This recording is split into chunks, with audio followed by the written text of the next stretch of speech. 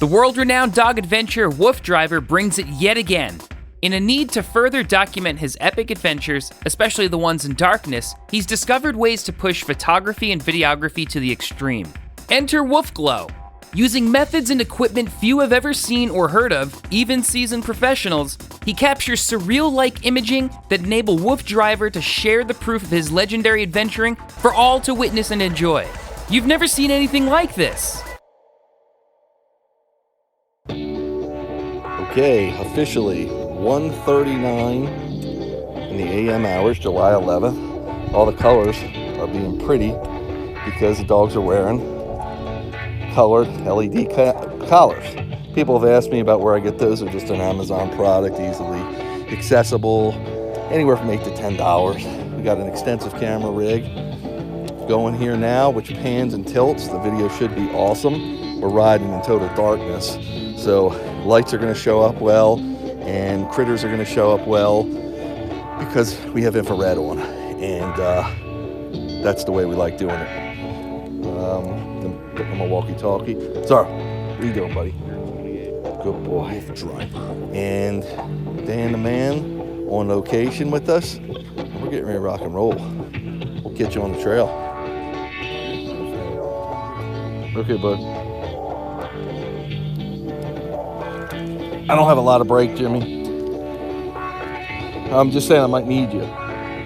Okay, watch me through here, Jim. Look, he's got to watch this way.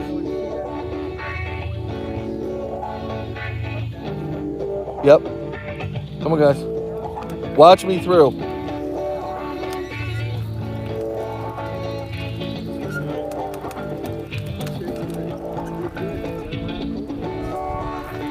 Sometimes us young guys know. Yep. Back up. Back up. Oh, forward. I'm going to go forward for a sec. We got the water.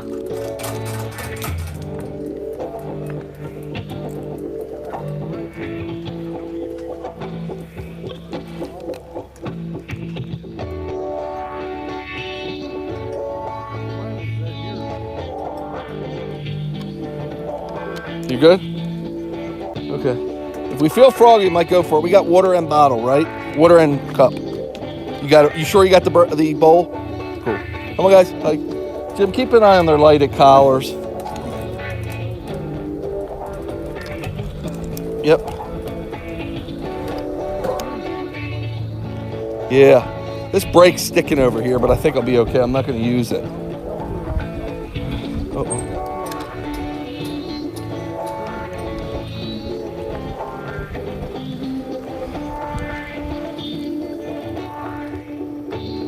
He says we're at what, Jim?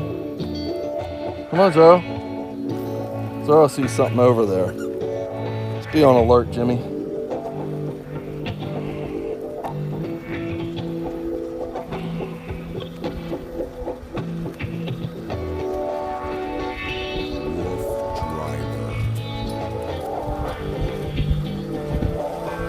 Okay, folks, in case you're just joining us, this is the Wolf Driver. We're on the Western Maryland Rail Trail in Maryland, of course, and this parallels the C&O Canal, otherwise known as the Chesapeake and Ohio Canal. What's that? Yeah, this is an all-new section of the Western Maryland Rail Trail. Of course, you can go on the Wolf Driver archive on the Wolf Driver website or YouTube channel and see we've done this trail probably, a half a dozen times or so. This was one of the first trails we did. The first year we did the Wolf Driver Tour. And again, the Wolf Driver Tour is where I travel all over the East Coast of the United States. We've gone as far north as the Cape Cod Rail Trail in Massachusetts and points southwest close to Tennessee on, I believe it was the Virginia Creeper Trail, right almost at the border of Tennessee. And we travel looking for new trails to run. Now, you might say to yourself, if this is your first time Wolf Driver, tune into, why are we running at night? What is this all about? Well, we run at night because during the day in the warmer months, like the summer, like it is now, quite frankly, it's way too hot, obviously. Dogs are very inefficient at cooling, and to run in the sunlight in the summer in the heat, it's too much for them. Younger dogs like Lola, and she's my back left dog behind the big dog Zorro. She's the other dark dog. She's 2. Okay, when they're younger, because just like a human, when we're younger, we usually have more energy and just in better overall physical condition.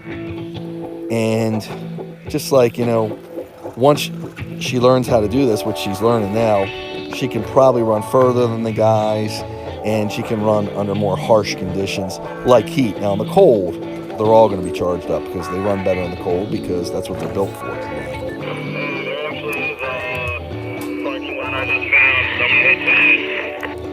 How far is that? We good, Jim? Let's check. Come on, guys, hike. 10-4, how far is that?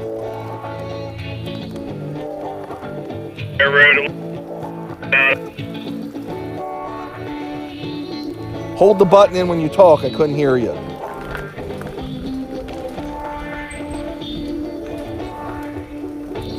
Might have lost him. Hey, text Jim, I can't hear you. That's perfect, 10-4. So, the most important thing is for dogs to get their exercise, and that's any dog. They really need some sort of exercise. Now, Huskies have an insatiable appetite for exercise, and what I mean by that is they're actually different than humans. The way their metabolism burns, so they don't burn fat stores like we do for energy.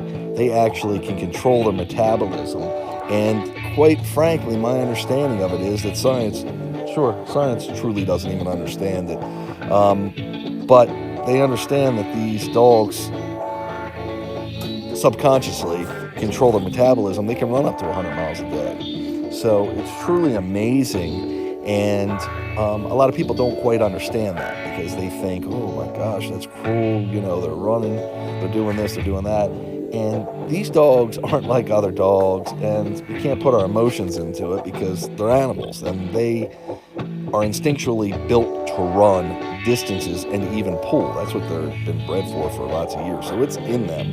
And again, they're part of a working breed dog. And if they're not allowed to get the exercise they need, they'll become problematic and troublesome. And right now, with Game of Thrones and I guess it was Wolfie or whatever his name was, everybody's getting Huskies because Huskies look like the dogs or the wolves that were represented in there, and they want them. But then when they're out of that puppy stage, they become another story. Come on, guys, hike.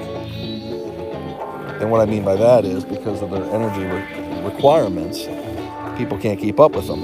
But granted, if I had to keep up with these dogs walking or running, I'd be done the first day. But a vehicle like I'm driving now, this bicycle, I call it a dog-powered go-kart. It's truly not dog-powered. It can be, and it is right now because we're most of the trails we travel are rail trails and they're level. So once you get wheels moving on a level trail or a level surface, they're going to keep going. And I'm riding the brake more than I am using the throttle because this is motor, electric power, and pedal power. So pretty interesting stuff, pretty cool actually.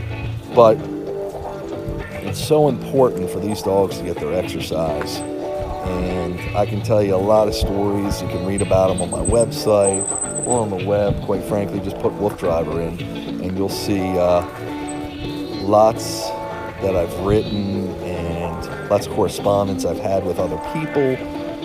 It's truly amazing. Now, we're riding through the dark of the night, which is truly surreal if you think about it, because we're in the wilderness as it is with this trail we're on, and then you add that element that we can only see what our headlights lighting up, and you're seeing it good on the camera because we're using an infrared camera, kind of like the military uses. That's why it's in pink. Sometimes you see night vision, otherwise referred to as night vision, what we're watching this through or what you're looking through it through our cameras, and you'll see it sometimes in green. Depending on the setting, we can control. It's usually monotone. It's one color. It's black and white, green and white, pink and white, whatever. It's not full color. They are coming up with the technology for full color night vision, but we don't have that yet. You're looking at Jag in the back, and the camera's coming up on Lola and Zorro now. And the camera, if you'll notice, goes up and down. And the reason it does that, it's on a pretty fancy pan and tilt system. So it's allowing you to get the whole ride in, the whole glimpse of the area that we're seeing. And I'm just watching it now, making sure that we're getting enough view to get everything in, and we are. So I'm hearing other critters, probably an owl we just heard, maybe a frog. There are coyotes in this part of the country. There's bears.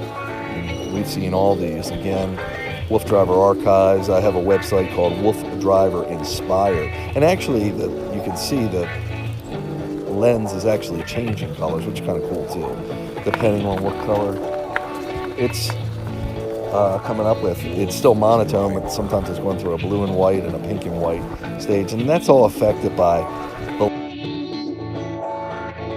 as well as the conditions. So pretty cool stuff. Just a bat flew overhead. So I have a website called Wolf Driver Inspired, and Wolf Driver Inspired shows you pretty much all the wildlife that we've documented, that we've come in contact with, from black bear to porcupines to even butterflies, of course. We try to try to photograph everything, and as well as video everything I can. I want to document all these special times. How's Jim? Everybody's looking real good. Let's see if my clock's working. Yeah, it is. We got a half mile in right now, so yeah, I know that everybody's moving good. Even Jaggy. The dogs were kind of anxious to get out tonight, and they probably got some extra energy because we've been dormant for probably, well, I almost always work with Lola because, again, her youthful age being 2, she's got so much energy. And the cool thing is, when I first got her, which is probably roughly 2 months ago, I've been able to, I took my camera down there. I've been able to teach her to run the bike, which allows her, when she's super hyper, when she's got what we call the zoomies, I put her on the scooter in the neighborhood and I take her quick, a sprinting pace for about a mile and a half, and then I'll trot her for another 2, 3, 4 miles, depending on what she wants to do. And that really just neutralizes her energy right there. But the boys have been a little bit quiet because it's been really hot, and I've been resting them up for the night runs. Coming to some gates here, Jim. Again, I'm not familiar with this, so keep your eyes peeled as much as you can, bud.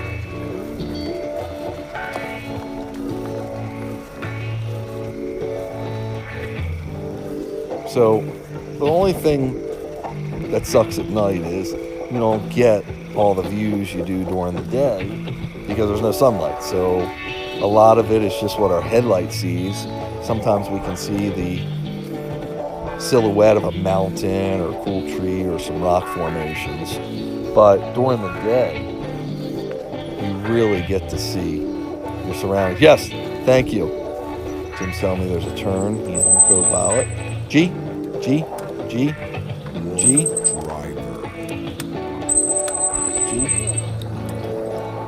Thanks. Thanks, bud. Yep. It said dismount, but so this will be interesting. We don't know. We're not familiar with this bridge, and you'll notice the dogs are not apprehensive at all on any. I'm gonna grip the left a little bit so I can go to the right. And I'm gonna back up a little. Back up, guys. Watch how well they back up. Back up. Now, let's see what this does. Chase. Tell me how I'm looking. Forward.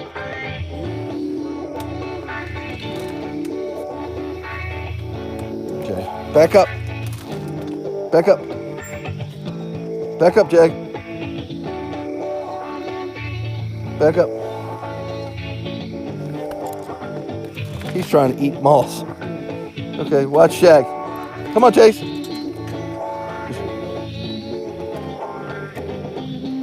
I'm gonna have to back up. Back up. Okay. It's a bee? Wolf Driver. I hear it.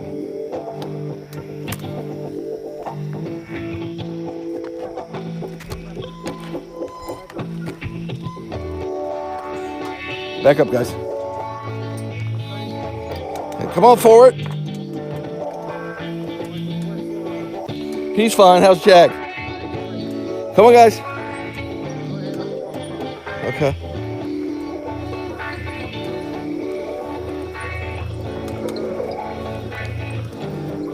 All the room they got here, they had to make it this tight. I don't think so, but maybe.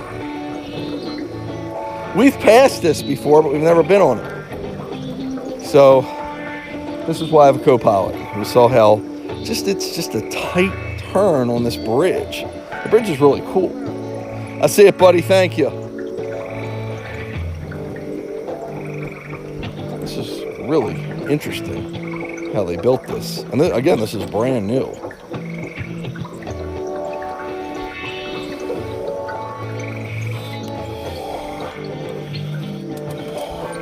Oh.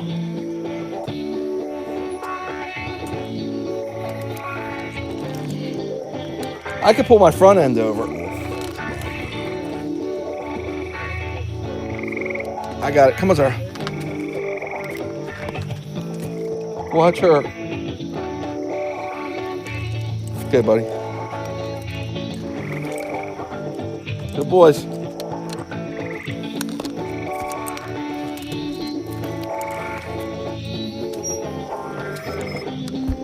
She's tight where she's at. Good girl, Lo. Now I'm gonna move the front.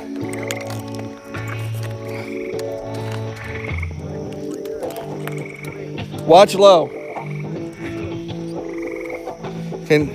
Now I gotta pull it over.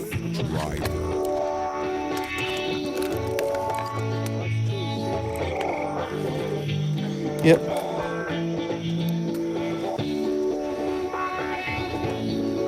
Hey, let me get a picture when you get in the bike. That's big. I got plenty of room. I think. Okay. Yeah, but I could do it down here. You know what? Yeah, do I need you to turn down here?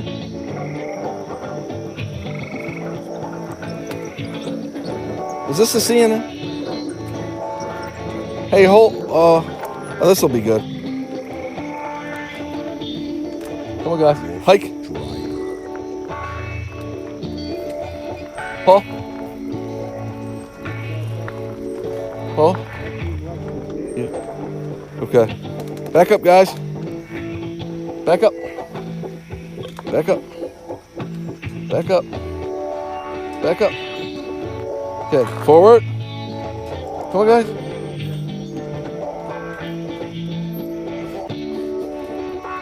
I think this is the CNO. I don't get that, do you?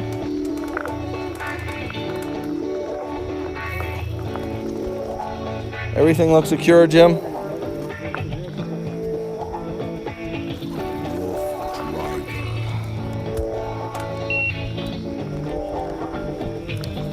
Yeah. Huh. So, right now, folks, we're trying to figure out where we're at exactly. As I told you, this trail is new. So, at least the part we were on.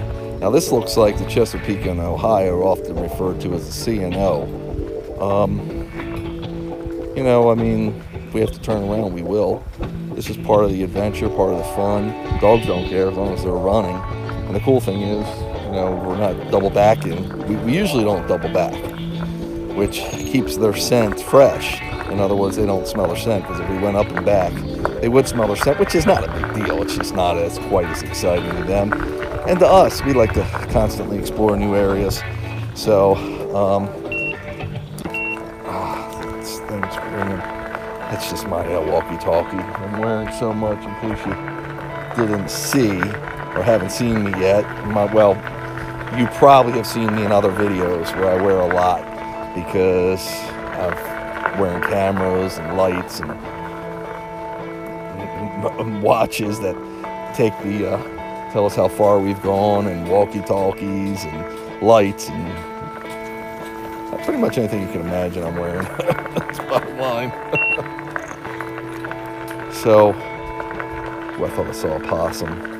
Got to be really careful, because sometimes the wild critters will get kind of like a deer in the headlights. Yep. And we've got the tall camera that you're watching this through is hovering above the dog power go-kart, and sometimes you get low hanging trees, sometimes you get down trees. So just not knowing what's ahead, we want to keep a visual on everything we can. The best part is we're out here with the dogs, and they're doing their thing. They love running, as I said, and seeing new places and picking up on new scents and being submersed in the great outdoors. That's what they do. Wolf Driver.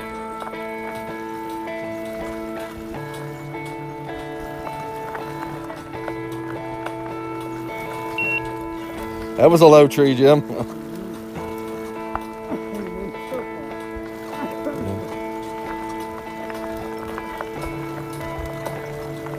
Kind of bummed. I thought this was going to be the Western Maryland Rail Trail.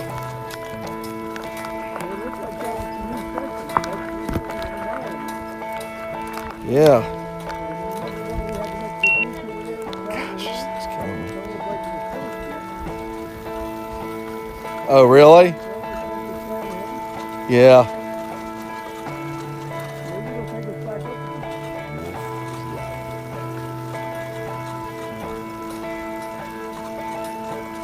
Well, Dan's got us on glimpse, so he can tell how we're going.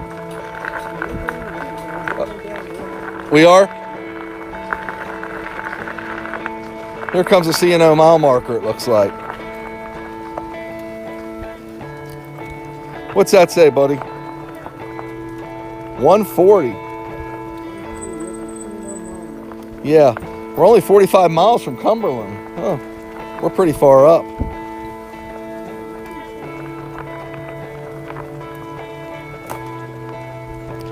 So again, we're on a Wolf Driver adventure. Never know what you're going to find.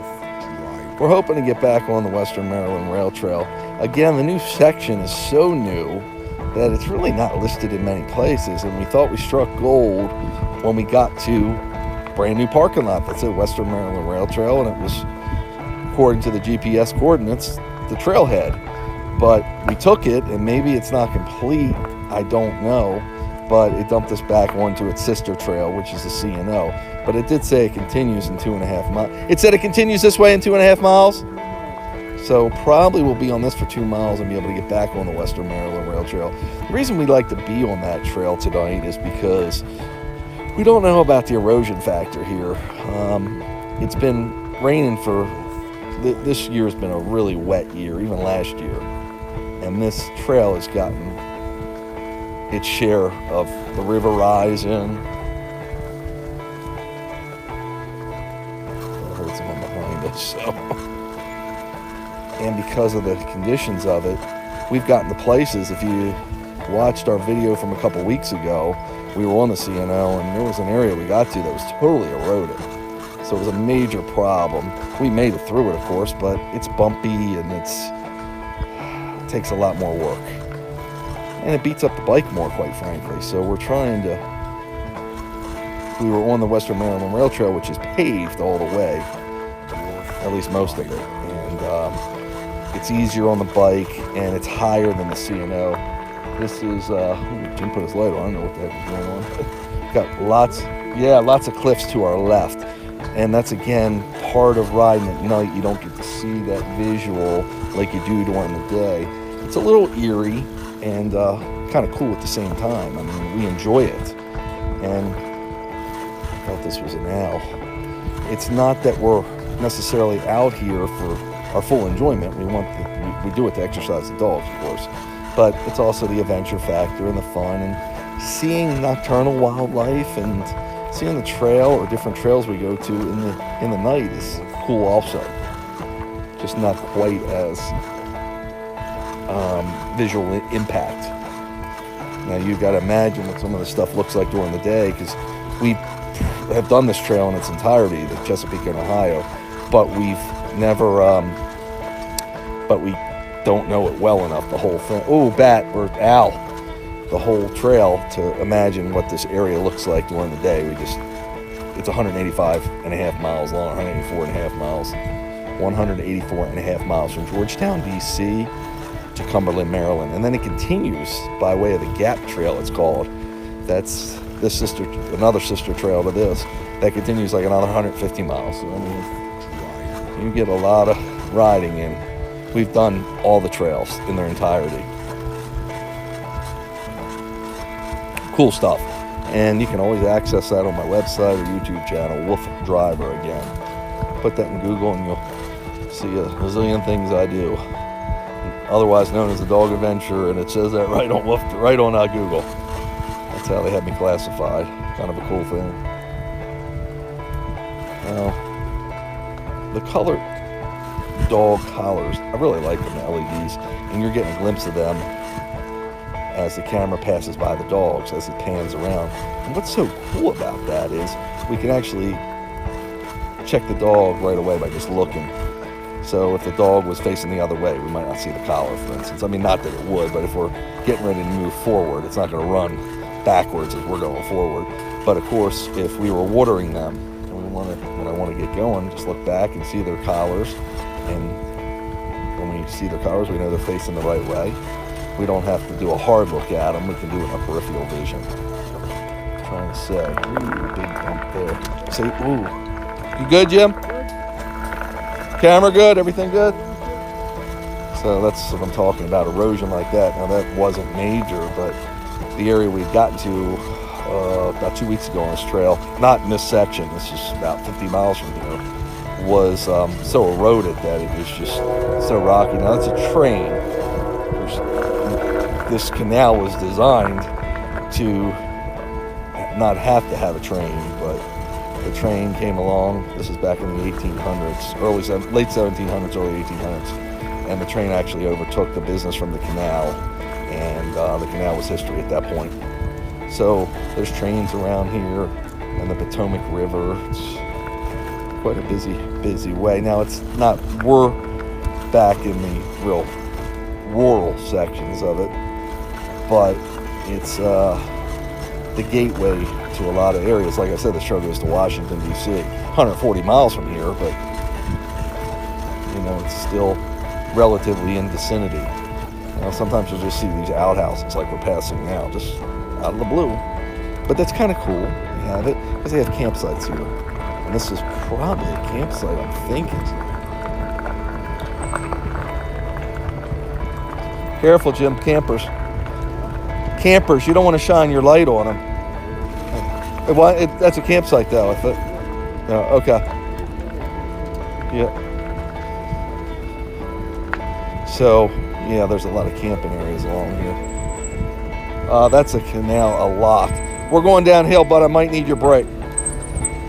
It's not real bad. My brakes aren't working 100%. They're enough to stop us at any time, but I'm trying to not wear them totally down. It's due for a checkup, the bike. Thank you. But Jim's got brakes back there. That's why it's not as important. But it is important to have a driver back there. Also, on a bike like this, dog power go-kart, as I say, having two people is nice for the length of it because it helps me with the traction. don't have someone in the back, and it's wet sometimes, I don't get any traction. You wouldn't believe it. Now they make what they call a posi rear. One wheel spins one way, one spins the other way. It's supposed to. They're independent spinning is how I understand it. And that will help somewhat. But again, these are bikes, and they're, only made for so much abuse. We're abusing them. Dogs are pulling on them, sometimes in different directions. As a dog's like Princess, when she would run with me, she was always had an awkward gait. Some dogs just run a little sideways. And she was a puller, so she'd be pulling away from the bike sometimes. That's why I say when we do a mile, for every mile we do, she does like a mile and a quarter because she's fighting it more or less. That was her gait. That was the way she did it. So, looks like up here a tree is leaning over. Doesn't look like it fell, but I have to watch for my camera that's high up in the air that you're watching this on. I don't know, it might be falling. Does this look safe, Jim? See the tree?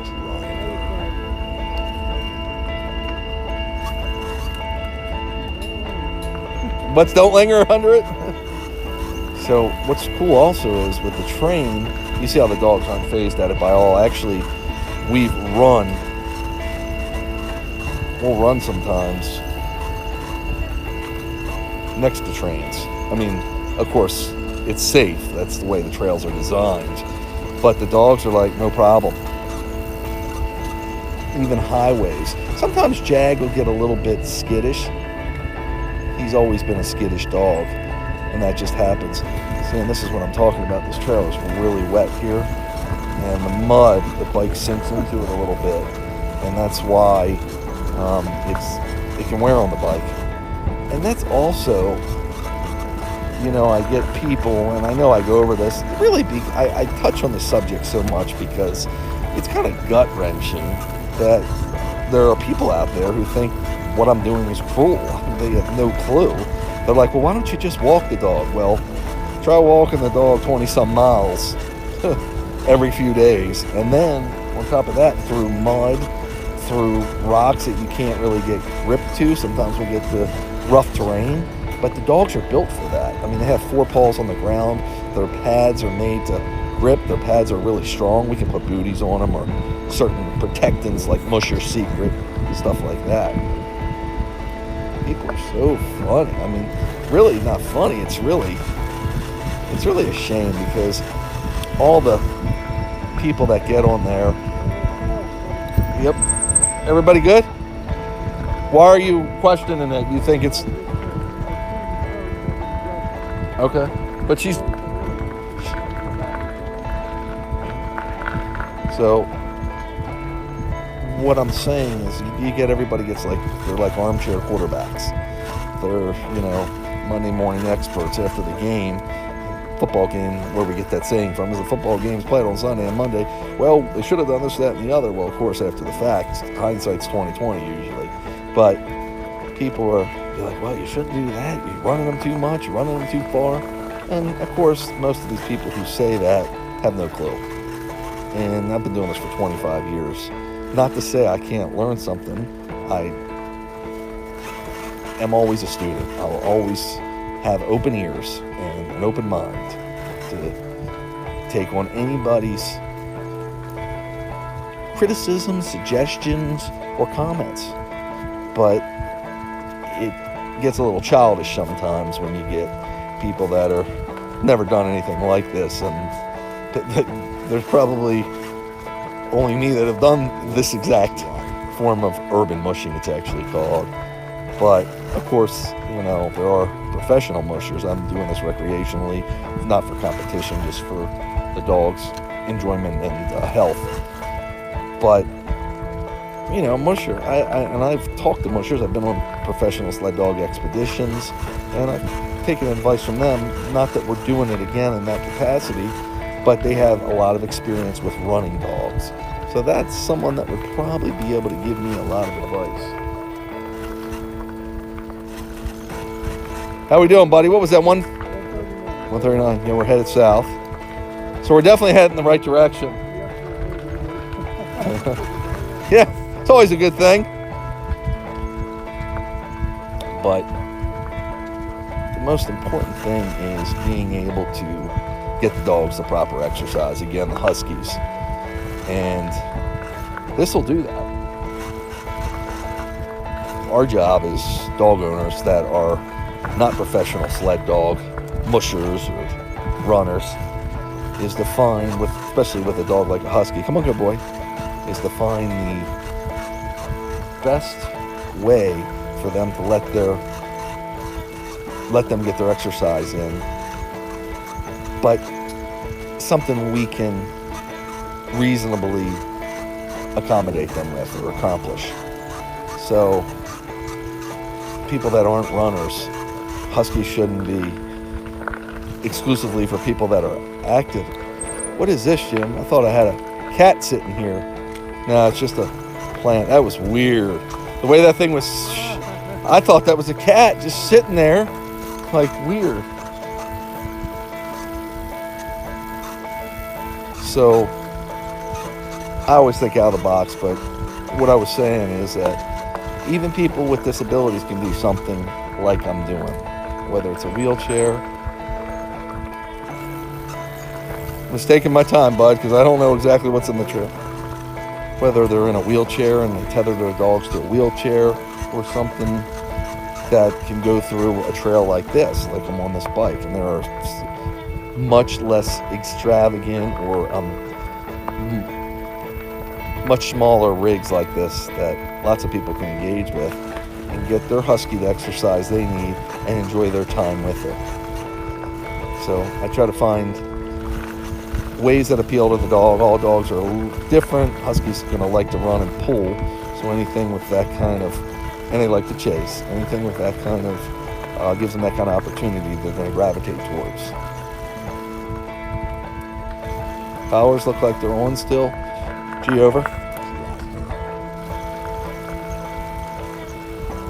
We've got to also pay lots of attention at night because the trail with shadows from our headlight and sometimes even from the moon, the lighting looks different than during the day, of course, and you can get situations like branches and you don't realize how big they are or how tall they may be. So if we choose to ride over them, they could get caught in the chain, which could be very problematic for the bike, or they could challenge the tires. Now this is the big tire, what I call the Mush Monster. Got the big wheels on it, so it can go through mostly anything. But if something hits it the right way, it can put us out of commission.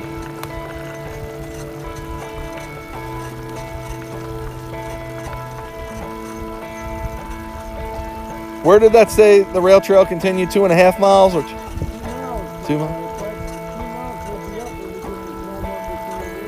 Yep. It'll probably be an access to it, I'm thinking.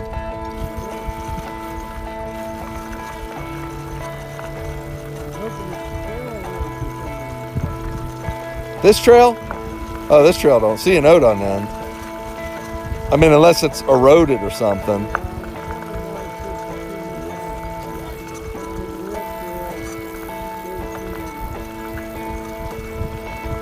My best guess is they're saying, yeah, because it'll go back to the rail trail. It'll be access to it again. But I don't know, Jim. I don't know why they can't word it another way so we can understand.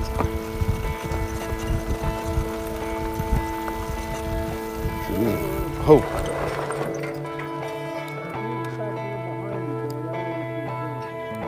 Sniffing. Come on, guys. Better to be safe than sorry. If I got to shorten that lead on her, tell me. Pay attention to her.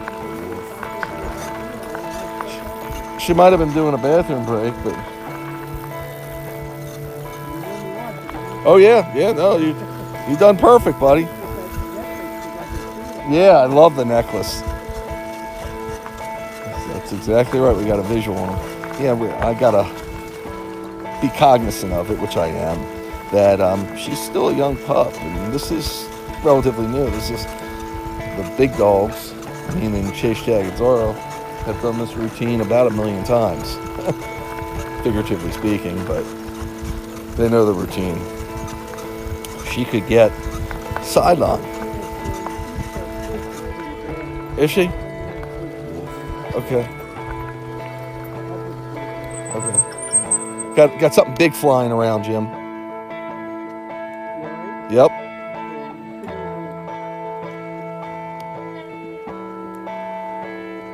We'll water them when we get to this next mile marker.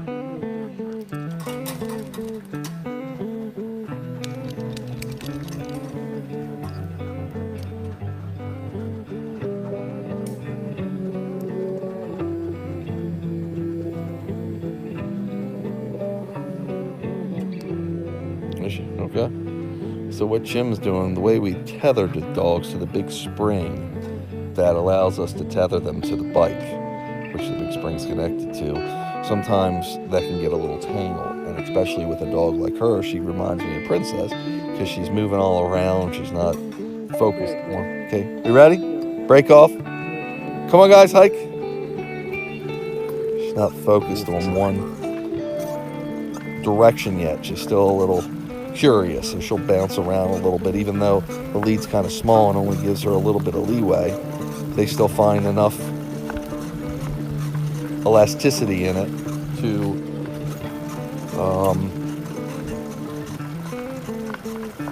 get it twisted up, move back and forth and all around.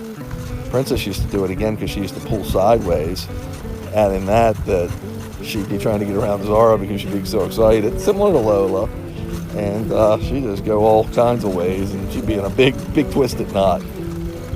This is the best way to connect them. I've used carabiners and stuff. We're using what they call a little tow rope, or a tie-down rope, if you will, or tie-down strap, which is really strong. These dogs pull hard, and they can break a lot of less strength, a lot of weaker straps and attachments, and you got to be careful. Even certain carabiners, these are locking ones. They're pretty sophisticated, magnetic ones that would hold a mountain climber. I mean, they're professional. They're like $30 each or so. So they are heavy duty. They're made for doing outdoor activities and dangling your life over a cliff. So they can definitely hold the weight, and they won't come undone. The magnetic is kind of cool because it works in the winter too. It doesn't freeze if ice would get in there. That's why we've used other kinds of self-locking ones. And remember, we run in extreme conditions, cold, and they can seize up on you by getting a little water in there, a little moisture, and then freezing up. So always got to be cognizant of every little bits and piece, every little bit and piece. All the bits and pieces, maybe that's what I was trying to say. Sorry, I'm really trying to focus here too and trying to narrate really well, but this is, the trail's a little rough here, and again, we're trying to find our way. And I'm keeping an eye on all the dogs, as well as Jim, but 4 eyes are better than 2, and I'm very, trust myself the most, so I want to know exactly what's going on.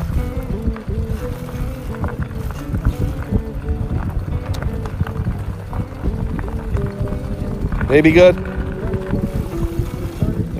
I know, I saw. I'm just looking for a collar. I couldn't see it got hidden. See, even though these lighted LED collars, they can still get hidden under all that fur. And when I know she has it on and I'm looking for it, I'm like, either she dropped it or it's covered by fur. So I always feel better when I put a visual on it.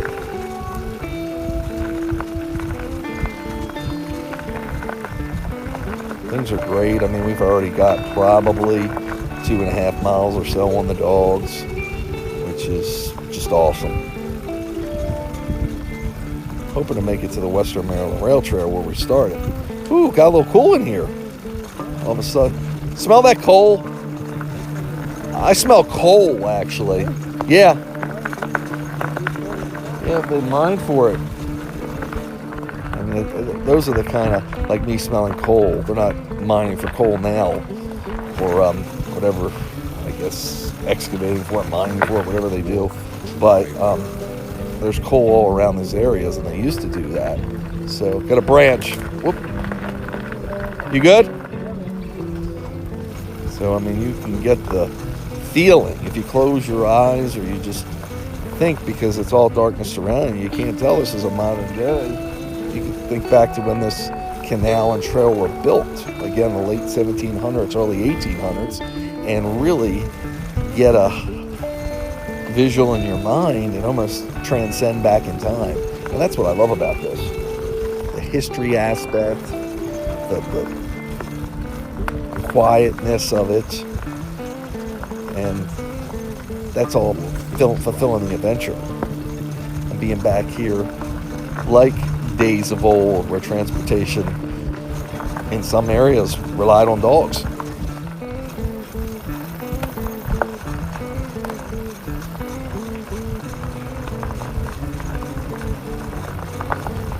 So we're looking for about mile marker 138 to see if we do get access to the Western Maryland Rail Trail. I'm hoping. How's my pole going to do, Jim?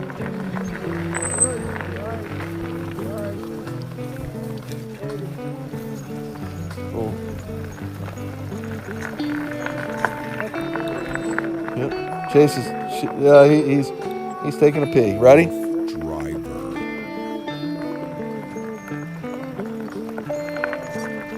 They'll take a lot of pit stops, bathroom breaks.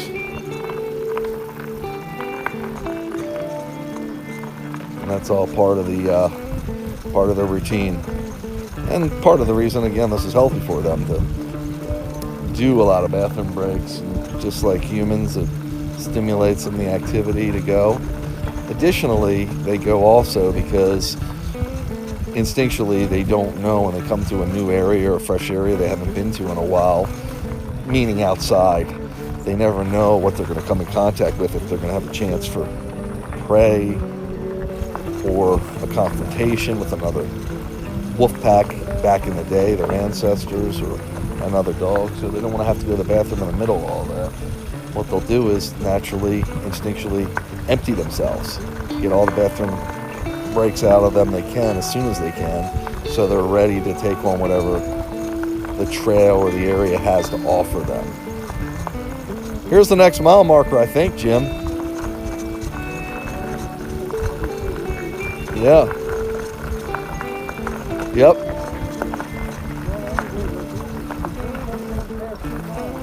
That's the good news, right? Well, we're paralleling it. We got, well, I don't even know if it's here. But it said this way, didn't it?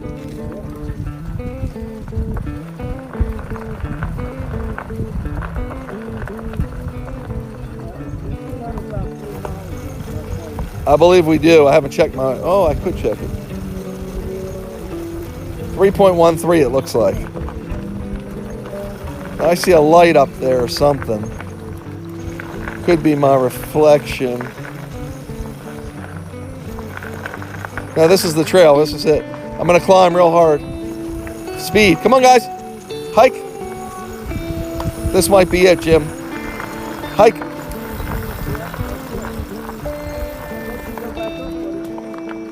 You should definitely get off. Yeah. Dismount. This is it.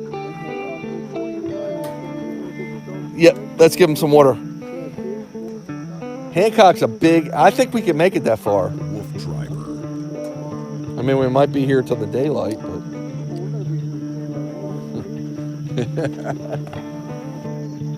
Giving them a nice, good rest.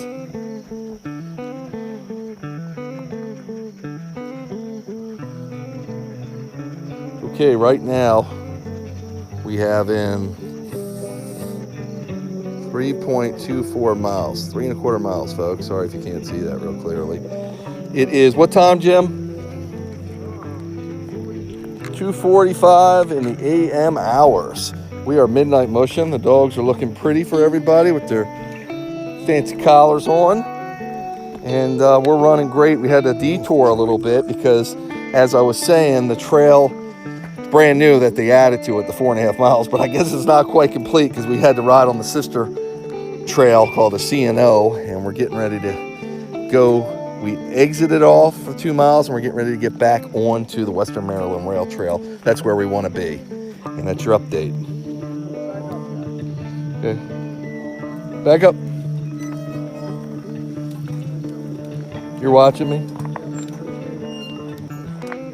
Forward. Come on, guys. Sorrel. Everybody good?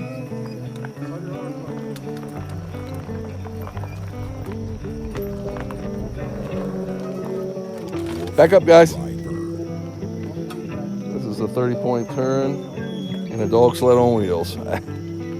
Back up. Notice how good they back up. Okay, come on, guys. Forward. Forward.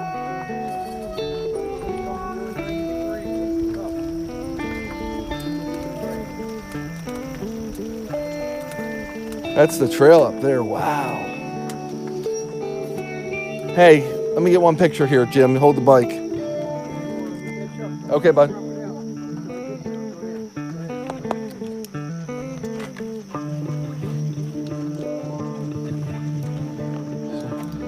How do you see what's ahead of us? That cliff? Gotta get something like that, buddy.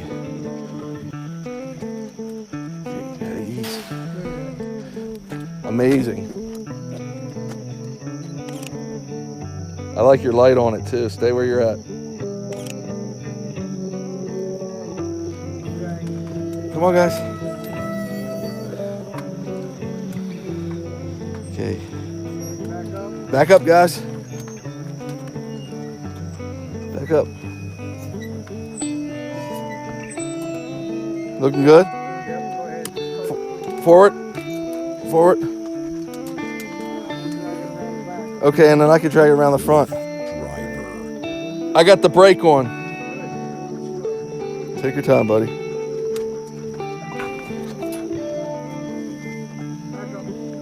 Come on, guys, back up.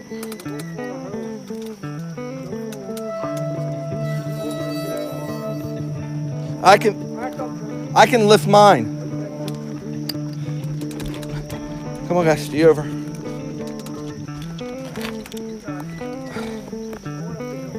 Okay, come on, guys.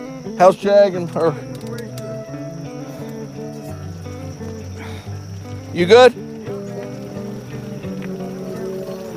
No.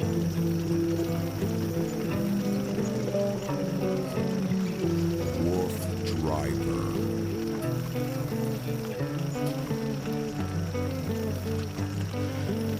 Wolf driving, folks.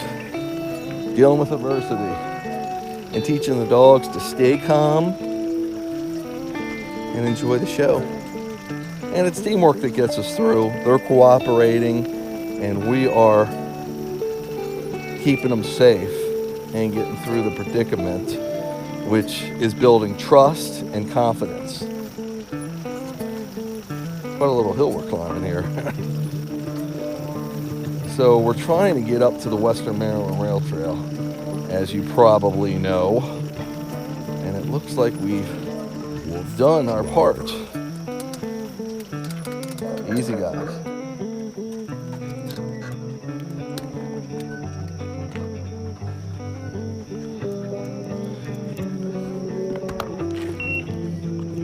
All over. All over.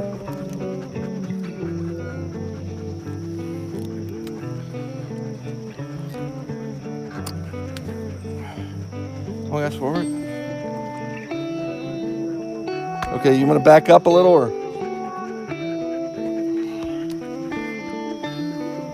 Yep.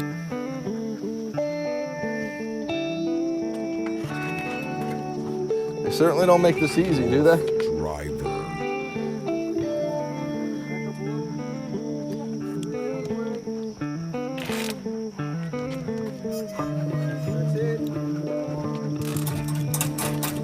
I can lift it up here.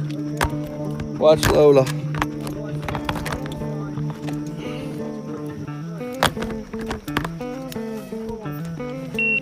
Good girl, Lo. Okay, I'm gonna put the gas on.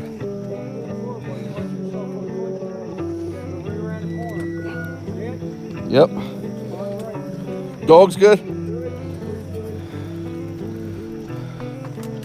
There's... Wolf Driver.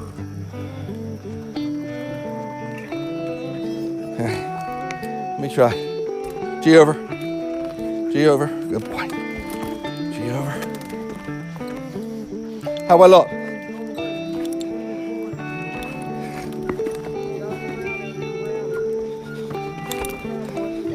Okay, let me just... I got it. I don't need to. He's good. There's no edge. Woo! Okay, buddy.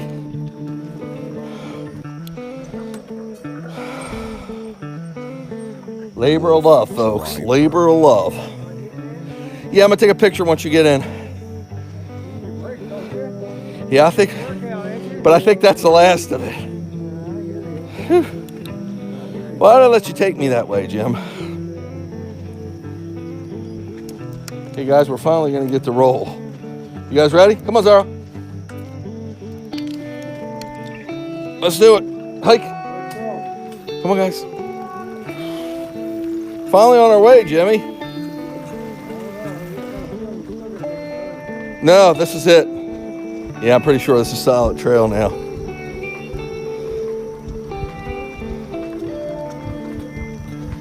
Wolf Driver.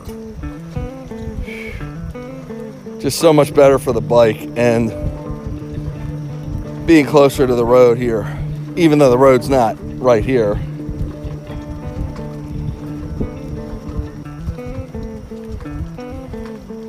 Hear all that? You hear all the bike, Jim? I think that's my brake. That's the brake up in the front left. That's why I'm not using it. Oh, I got the right brake too. Now the back's making noise.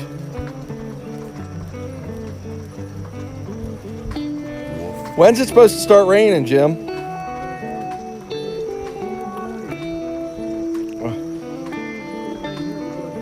Is it? Yeah, man.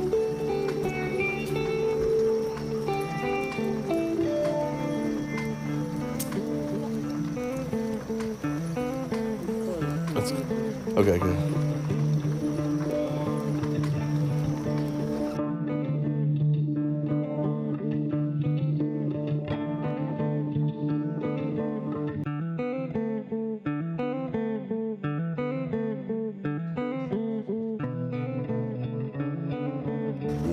Actually, we're all on dog power right now.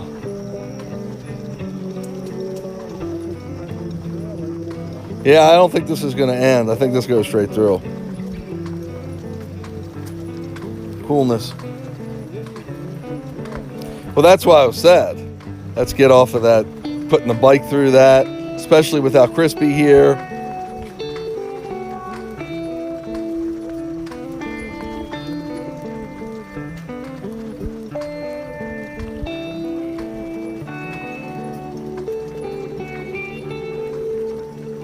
Dogs are running great. Yeah, are they on all the wheels? Wolf Driver. That's really cool. That's the kind of stuff that I just don't know why they don't do that standard.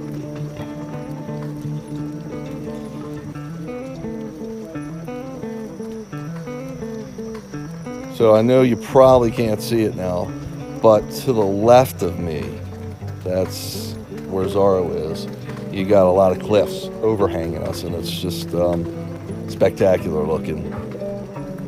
The trail is totally paved, so it's a lot smoother than the C&O if you were watching earlier where we were on. And we're rolling great.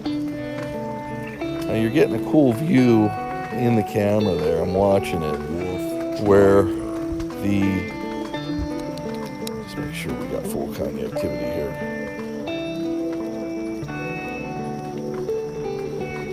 Yep.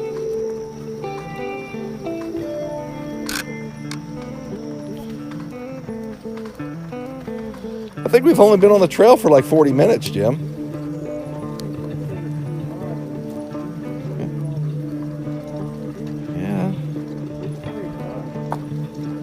Yeah. I think so. I don't know. Maybe I'm missing the time marker. Yeah. I think Dan wanted to get out of his house more than, I was excited to get on here. He had just been, yeah, his son's been sick, so he couldn't even leave his house. And today was the first day he couldn't. He was looking forward. Dan, again, is our wingman today, and he's driving the truck and monitoring us on the Glimpse app.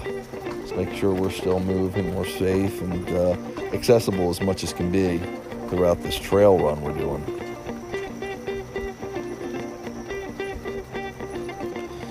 Now, always looking for dogs heating up too much, and I'm seeing Zorro trying to pick up on a scent, which means he's still really in the game. He's not too tired, where he's just running. Instinctually, he's engaged fully.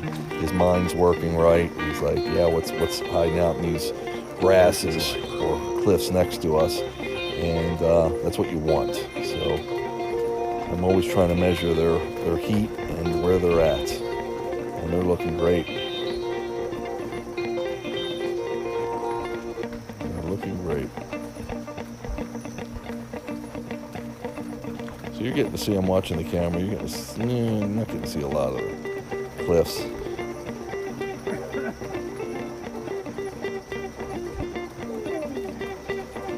But it's spectacular, and I enjoy taking people that have never done anything like this. Like I've had cousins and nieces and nephews and friends, associates, business associates out here on the dog sled on wheels, for lack of a better description. And they're just amazed by it. And really amazed when they hear no sound, when the motor's not working and the pedals aren't working, the chains, because the dogs are just pulling it. It is something to be in awe with. And when you're out on a professional sled dog expedition, on a real dog sled, on snow, and it's really quiet, because the snow is just, I guess, deadens all the sounds. Critters around here. It's incredible. You're like just moving like you're gliding along. Truly, truly awesome. And the dogs aren't panting as hard because the weather's cooler, of course, on a winter day on a dog sled run.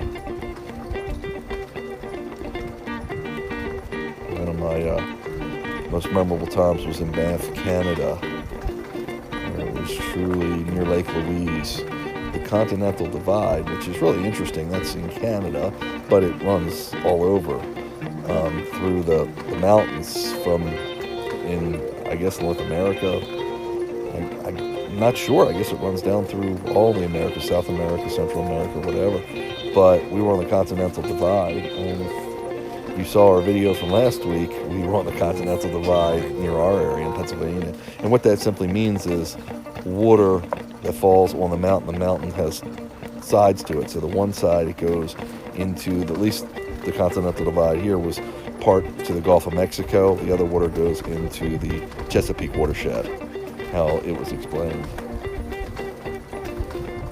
So Jim turns the light on and just checks out when we see reflections, different areas of what might be going on, whether they're gas lines they ran through there or they're critters back there.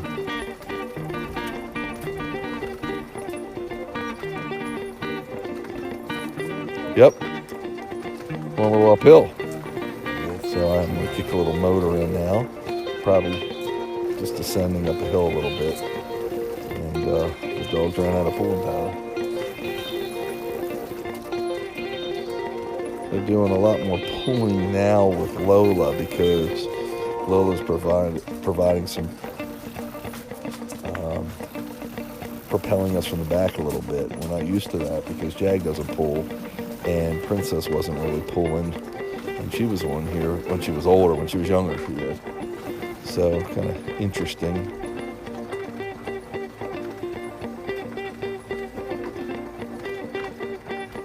Now I'm off the motor. They're back engaged. Wolf Driver. This is truly just a awesome scene. I know I said it before, but I keep saying it again. I'll keep saying it again. I'm just in love with it because I'm tickled pink how the dogs get their exercise in and how it's just so adventurous. Again, for those of you just watching, I'm doing this for the dog's health. I could come out here myself and do this. This bike's got a motor and pedals, so the dogs are here with me because they're my best buds. And I want to give them as much physical and psychological exercise as I can because it keeps them healthy, the mind and body, as one. Martial arts taught me that. How's Jim? They're picking up the pace a little because we were heading uphill there.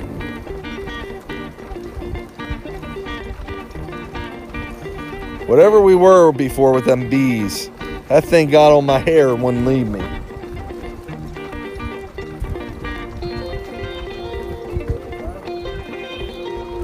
Yeah, man. Yeah, at night sometimes these bugs can be really bad, but I don't know if they were quite bees. Luckily I'm not allergic to bees, so it wouldn't matter, but not that I want to get stung, but it wouldn't be so problematic with me.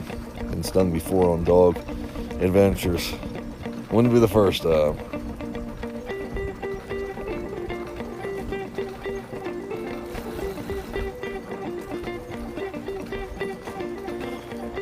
What we like to do is pan the woods with our flashlights or headlights, headlamps on to see if we get any reflectivity, because usually it's either a reflector or a set of eyeballs.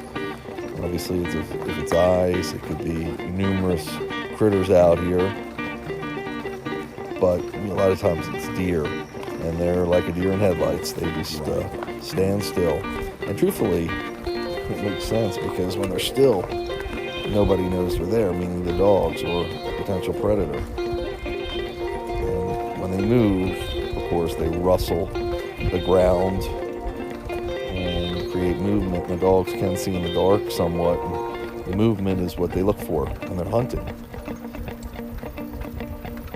So that gives them away. That's why deer will stay still.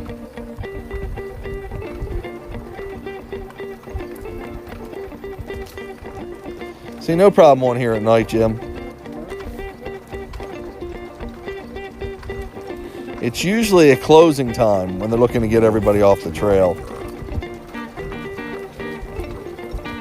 A lot of these trails have restrictions about coming on at night. Yeah, I know, they're rolling. I'm gonna knock some.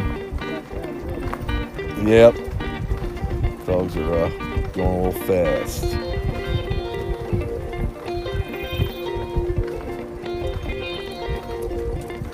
But a lot of these trails at night, they don't want you on them, and never been thrown off a trail, been questioned by police and park police, whatever, but never had an issue. Yeah, bridge, never had an issue, so that's been cool.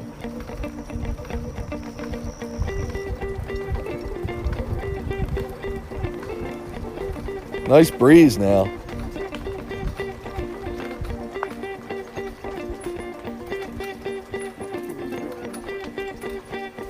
Nah, not much to see, but thank you for asking.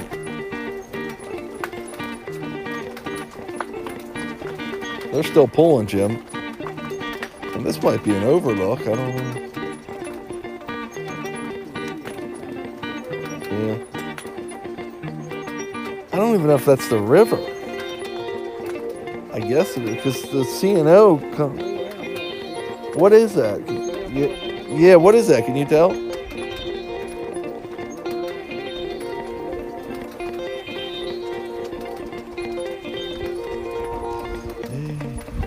Boys are. Yeah, it's weird. Oh, rabbit. Jackrabbit. Yep. Wolf driver. Chase saw him. That's why we're going fast now. How's Jag? He saw the rabbit. He says, I'll run for that.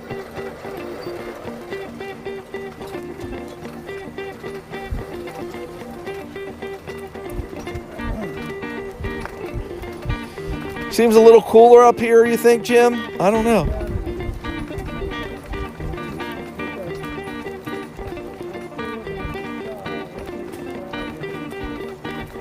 It was clear before, wasn't it, bud?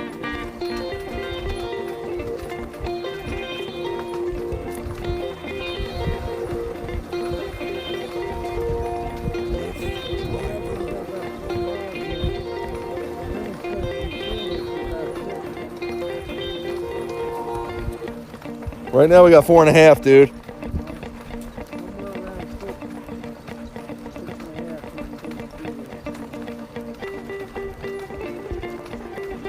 I really like those lighted collars. You like them, Jim? Okay. She is, because she's dark. They're only like $8. They're made for the dogs, yeah. Yeah. That's me too. I can glance in your peripheral. You can pick them up.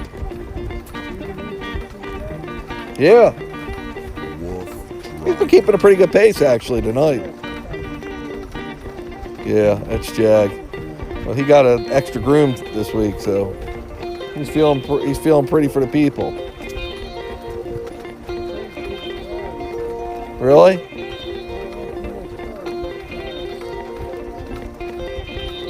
What time do you think it start to rain here? It was 100% chance. I mean, is it definitely going to rain?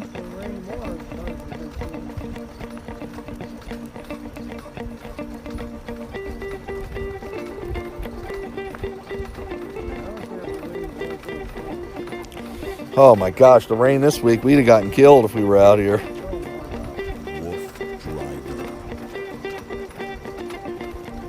Yeah, we're prepared. We bring rain suits on the trail, but when it's a chance of rain. Yeah. You think? Yeah. No, I don't either.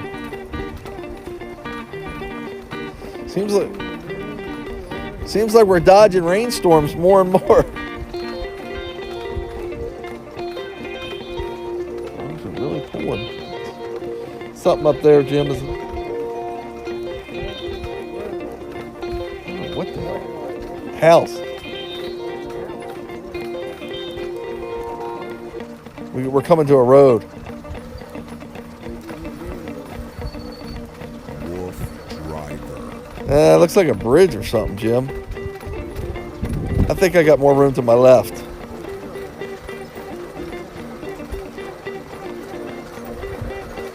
Am I good to my left?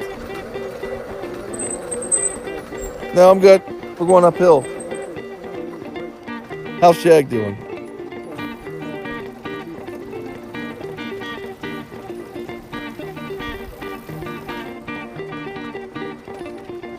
Could be dogs too.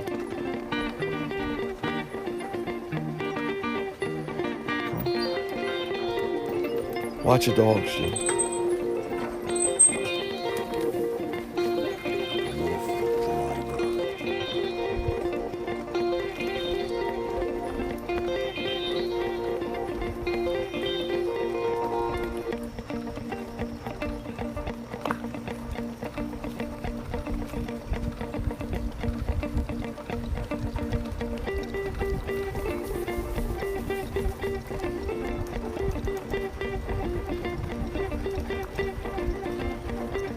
We're running great, folks. It's just phenomenal. We do have some houses, so we want to keep it quiet again. We don't want to disturb the neighbors. They're probably not used to people coming through here at night. This trail is not a camping trail, so we want to kind of boogie on through as quick and quietly as we can. And we don't want to be shining lights on our house that draws attention. Again, we're not doing anything wrong, but better to have a low profile. And even during the day, I mean, we like to be as unobtrusive as possible. Dogs are really running good. We're a little concerned it could rain. It's clouding up now. We do have rain suits, but we've been getting hit with some hard rain. Now the dogs 100% will be fine. Is that a house, Jim? Jim, is that a house? Yeah, don't worry, it doesn't matter. But we still want to be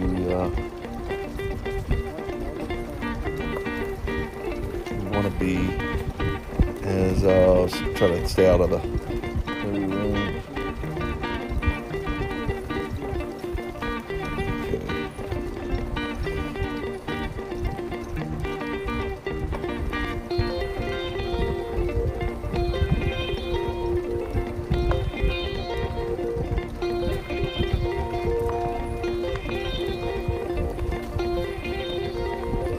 Cooling off nicely. It's probably about 72, 73 degrees. That's about as low as we're going to get in these warmer summer days.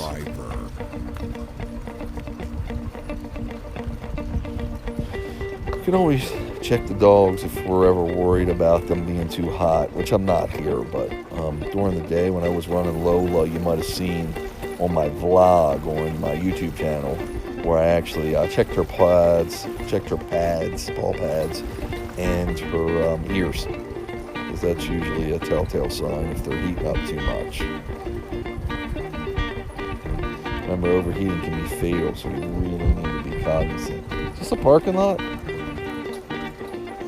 That's a parking lot. I don't see Dan.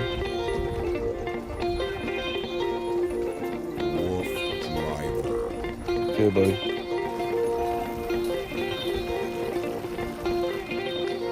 So, I always like to know to have my hand on their pulse, for lack of a better description there, to make sure that we're not, they're not getting too hot. Yeah. That's one way of checking. Always identifying a problem before it progresses any worse is the difference between sometimes life and death. You know, I'm not pushing them to the point where they're going to overheat. I'm not going to take that kind of chance, but anything can happen.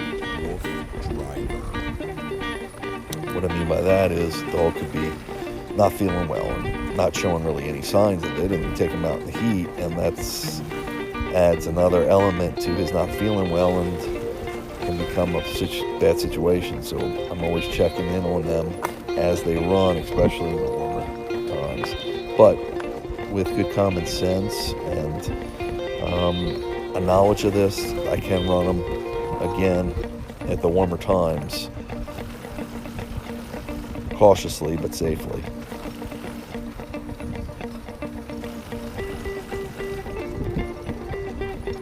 So we're just loving life here. Wolf Driver. Now, a lot of times, I haven't done it lately as much, but I'll do Facebook Live broadcasts. If you haven't liked me, please do. I've got like 6 channels on Facebook. But I broadcast on most of my Facebook pages, but there's one in particular called Wolf Driver Live that you can guarantee not to miss a live event. It's always published on there. Sometimes they're syndicated on my other pages, but Wolf Driver Live is one of the best ones to ensure you're going to get all the live feeds. Sometimes I'll just, if it's something quick, I might not syndicate it. I might just broadcast it on there. That page was built for that reason. A lot of people like the live events because they can comment. It's hard for me to obviously respond instantly unless I have someone working with me, either in the dog cart monitoring the questions and comments or at our Wolf Driver headquarters. That sounds good. I'm at Wolf Driver headquarters back home in Baltimore. Sometimes we can tag team because they know a lot of the answers of what people ask. And if it's more complicated, then I can usually get back to a particular question. Whew, I'm starting to yawn, folks. I guess we're running close to 4 in the morning. This is what I do to ensure the dogs get some exercise in the warmer months. I'm out here in the middle of the night. I see that, Jim. We have Christmas lights going on to our left. Christmas in the summer.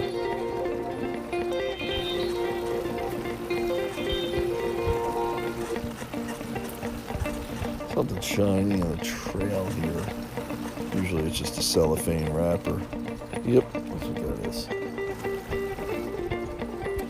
And you can hear me sporadically giving it some throttle because seems like we're not quite level here. We're climbing some and just helping the dogs out, keeping the pace rolling. Now, sometimes, real commonly, we'll run into house cats, and they'll watch us on the trail, and they kind of understand that the dogs are tethered to the bike, and they sit there and watch, and like, oh, we're not taking a chance. We know those dogs can't reach us. It's quite funny. It's happened to us quite a few times.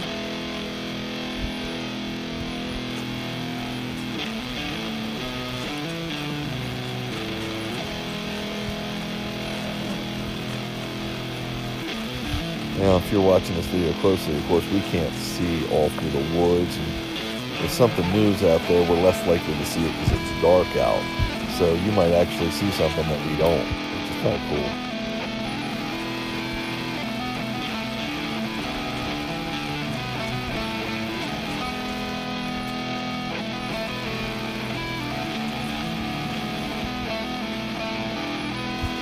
Wolf driver.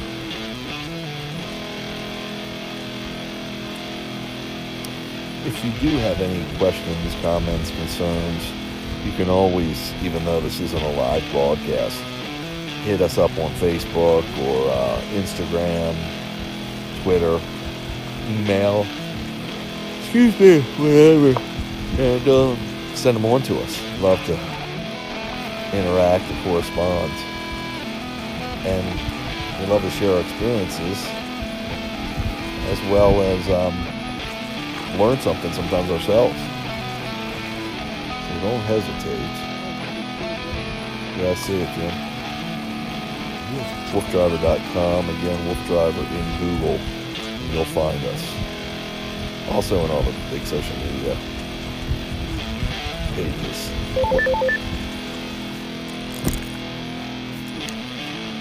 Is that you, Danielson?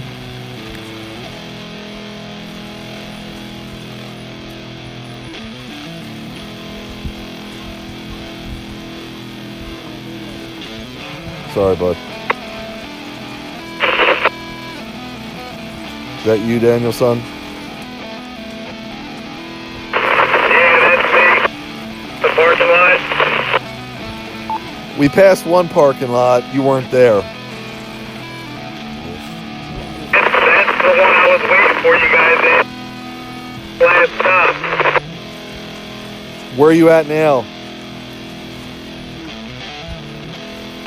I had to turn where you guys were at. Come out for a while. I just got back to the parking lot. No, I think it was that parking lot. I think can you see us on Glimpse? We definitely passed that parking lot, didn't we? You must have. Get back before you got it. That's cool. We'll keep going. Meet us at the next parking lot. For like another 11 miles. So you either gotta go down there and turn around, or I don't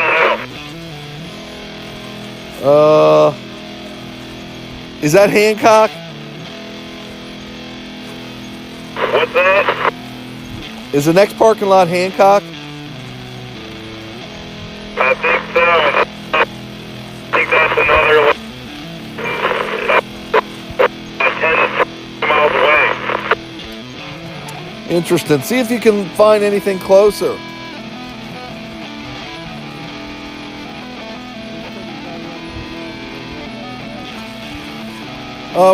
It should make it. Well, we got the extra battery, right, Jim? Yeah, it's playing.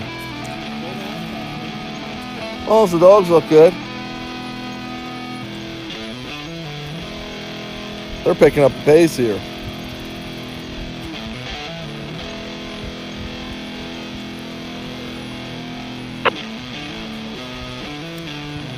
What do you think, Dan?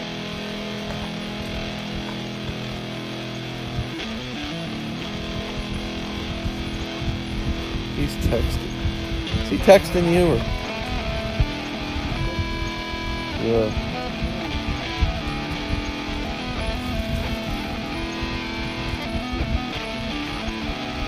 Wolf driver.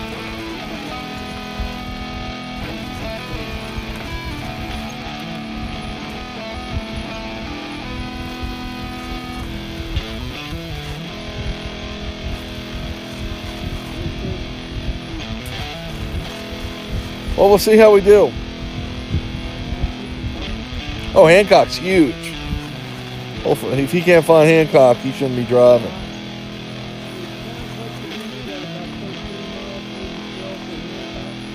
Well, I think we got less than that. He said it's 8 to 10.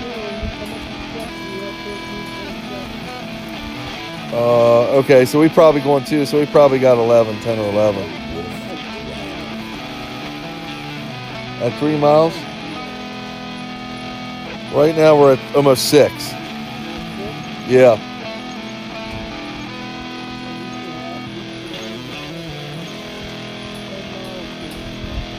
$10 miles?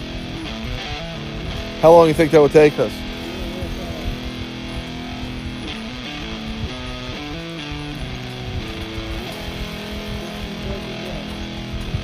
If I turn around now, we'll have 10. It'll just be daybreak. Dogs are running great. You gonna charge me extra? I think we can do it. What do you think, Jimmy? Yeah. And I'm gonna probably have to eat something too, buddy. I don't care. I already resigned that tomorrow's the dead day because it's gonna rain all day anyway.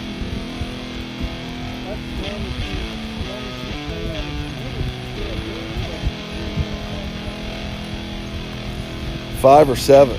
Oh yeah.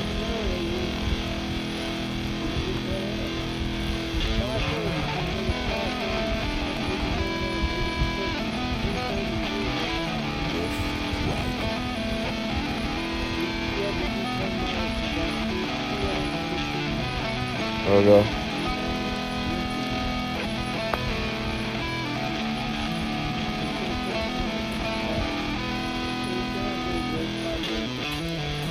Are you okay with it, bud? Let's give him a little water here. Oh, guys. Yeah, they're not hot at all. Temperature wise, I just checked them.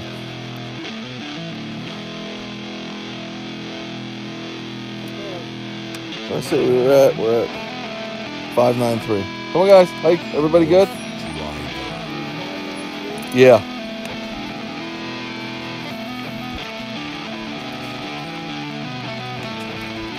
Whoa, frog.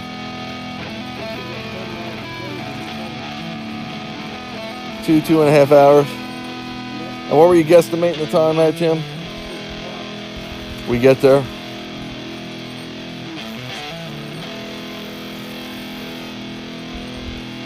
You don't have no service to check weather, do you? Yeah.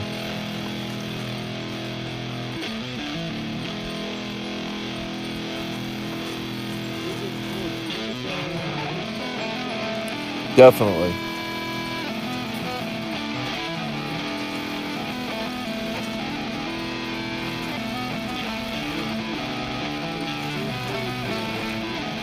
$3:44 in the AM hours. Have we?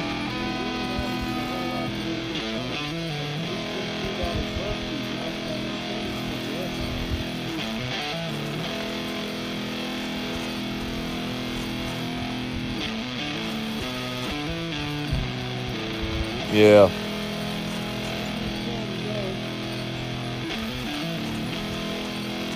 Yeah, man.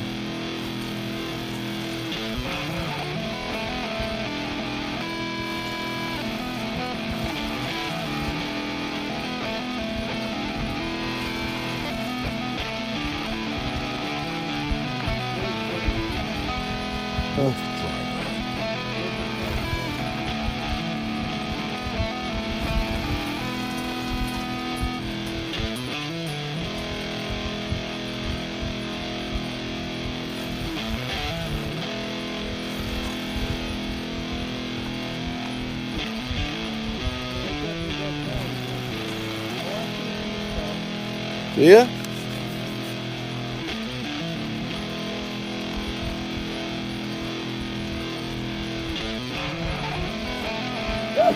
Bless you.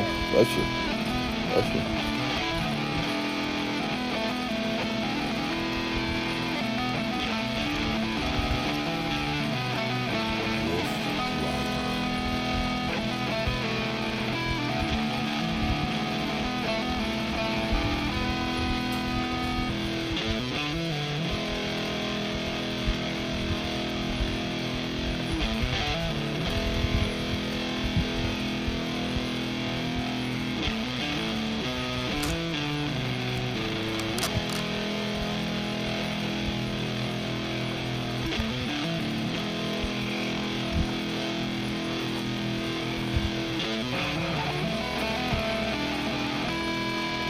Well, I'm being quiet now, folks, because I'm chilling. Lots of fun stuff. And it's getting late in the evening hours. It's going to be daylight soon, a couple hours from now. So hopefully we'll finish before daylight. It'll be close, won't it, Jim? It will? What time's daylight happen?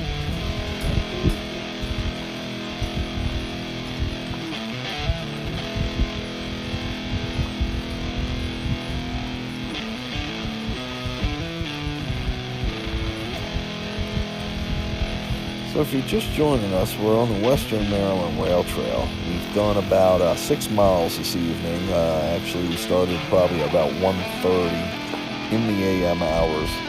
And we've been riding for roughly 2 hours. 2.5 hours. Been kind of slow on mileage just because the lay of the trail, we're on a new part of the Western Maryland Rail Trail. We were. And it's not quite complete, which we didn't know. So it detours a little on another trail, which they make the detour, or at least they make the entrances, kind of hard to maneuver, keep cars off of. And because the bike we're on now is a good 10, 11 feet, it was hard to make the turns to get from one trail to the other, but that's the only way we could go. So we had to really take some time, and if you haven't seen it, you can go back in the video and look at what we did to get through it. It was a lot of lifting the bike up, teamwork with Jim and I, and of course with the dogs, with their commands. Understanding the forward, reverse, those aren't sled dog commands, those are wolf driver commands. Because a lot of times, because we're riding these long bikes, and a lot of these trails are kind of narrow, so to make turns, we had to teach them those commands. I had to. And they listen pretty good. They're on it. It's quite impressive, actually. So if you get a chance, check it out. A sign here says Falling Rock. We're in the mountains, and there can be some rock slides, so you always want to be careful of that. I guess this area is more prevalent to it. That's why it's the sign. Ooh! A late one for us. Part of the reason we got here late was because there was an accident right when we got started on back roads, and we're carrying the trailer tonight. Sometimes the bike, the dog-powered go-kart, if you will, rides on top of the dog limousine how we travel, and it wasn't able. We didn't do that tonight, so we have the trailer, which makes, like the dog-powered go-kart, makes it hard to make small turns. So we were stopped up on a country road basically, and we couldn't turn around even though the GPS would have told us another way, because we were already trapped in there because it was just so narrow the road. We were waiting for emergency services to clear the accident. And if you haven't heard, the dogs are wearing colored LED collars, and they do not get hot. They're pretty visible, and they help me just peripherally, in my peripheral vision, keep track of the dogs, make sure where they're at on the tether, if they're up forward, if they're behind, if I need to slow down or speed up or pace it a little differently or take a break. It's kind of interesting.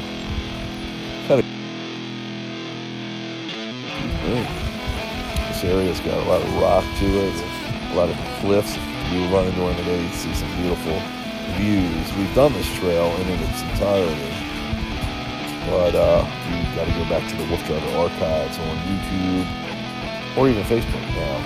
The Wolf Driver Movies page on Facebook, has all my movies. We post one new one a day from the archive. There's over 1,000 movies that I've done with dog adventuring.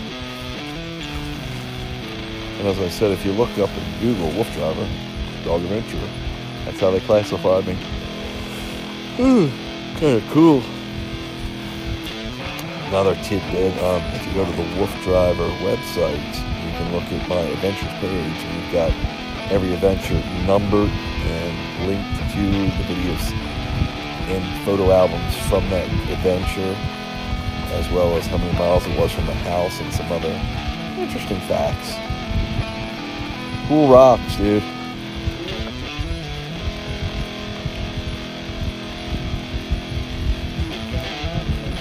Yeah, it did.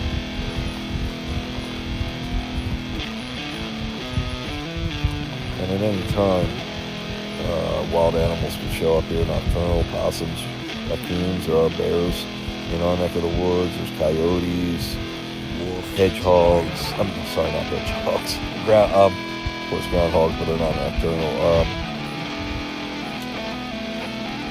what do they call them? Oh, it's getting late. Sorry, I'm a pet guy, that's why I said hedgehogs, but porcupines, that's what I meant. They remind me of the hedgehog. And amongst a lot of other critters, owls and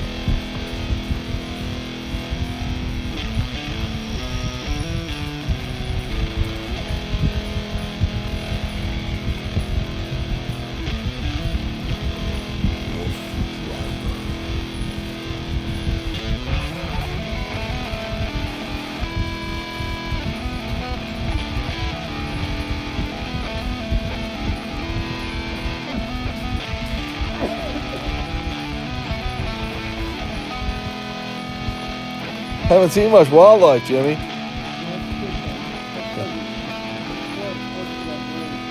You think?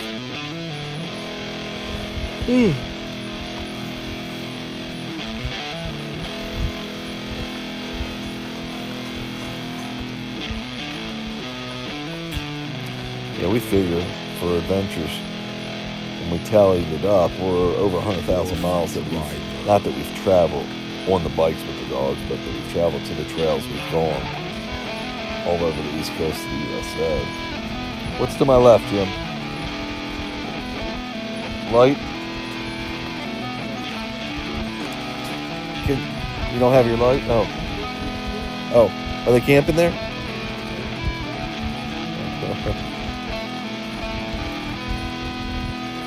I saw eyeballs. What's this to my left? Like a walkway or something.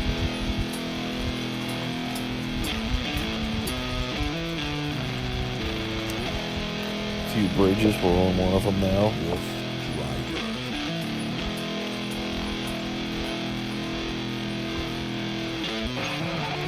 Sometimes you can't even see Lola. She's the dark dog like Zorro. And she's right next to him. She's so close to him, so close to the bike that you don't even see her.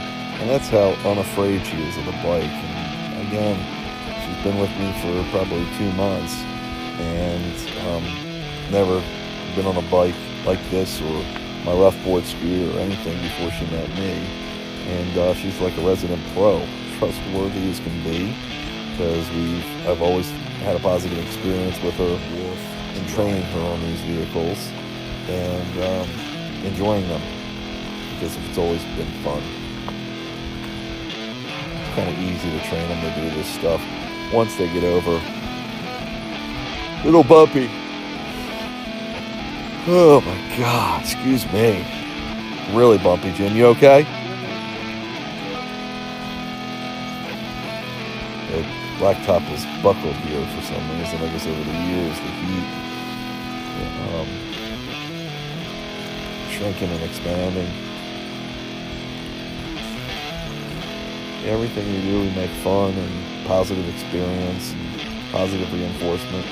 No, that's not to say that accidents don't happen in the way that, you know, she makes a wrong move and brushes against something on the bike, but everything, all the moving parts are pretty well sheltered and protected, so she would come into contact with that. She would not come into contact with that. The only thing she could do is come into contact with one of our safety devices or the rail to keep her away, that keeps her away from it. And it lets her know, hey, don't get too close. So she'll, like Jag, will run within like an inch of the tire because they feel like they're safe there. It won't hurt them because it never has, and that's the idea. That way when I need to bring them in to make the bike more narrow, to go through a tight space, they have no problem doing it.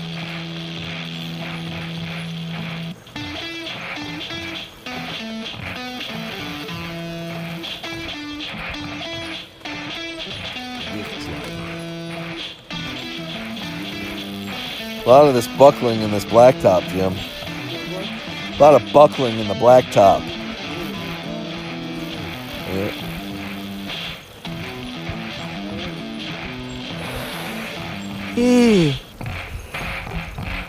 Boy, he's hitting me now.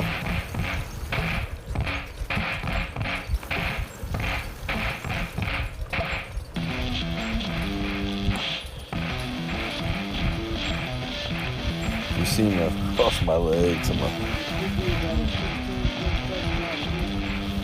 Really? That's pretty good. I'm a lifelong martial artist, so I'm pretty flexible and can get in these tight spots and be comfortable. Good thing for me, because some of these bikes are kind of narrow, like this one. Oh, excuse me. This one is like 32 inches wide or 33 inches wide, and so sitting as I do in the captain's chair, the front, the driver, if you will, it's tight up here. So I can put my body up, make myself comfortable. Oh, getting bit up out here. A lot of mosquitoes and critters. But I don't use any bug repellent. I don't like it. I hate feeling sticky. What's that? Really?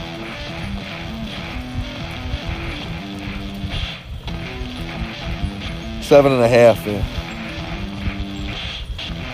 Actually, we're making pretty good time now, aren't we? Yeah. Train, I think.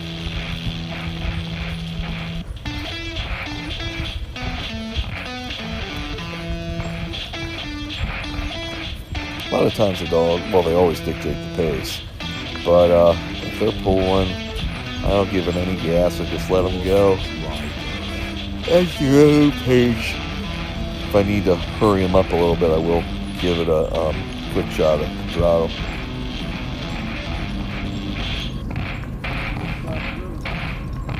Another reason we're doing a little extra mileage tonight is because tomorrow's going to be a rain day, so we're going to be out of commission. Usually a day after a good trip like this, I rest the dogs anyway. Lola, being as young and as energetic as she is, could probably go right away, but these extra miles will help keep her a happy camper tomorrow. And then I can edit the video and bring you the video that you're looking at now that I've already edited if you're looking at it. So when I edit it, I just try to get rid of places where sometimes I'll take pictures and not as much action's happening. But I'm wearing a head camera now, which I'm calling my Wolf Driver Raw series, where you can just hear me verbatim. Oh.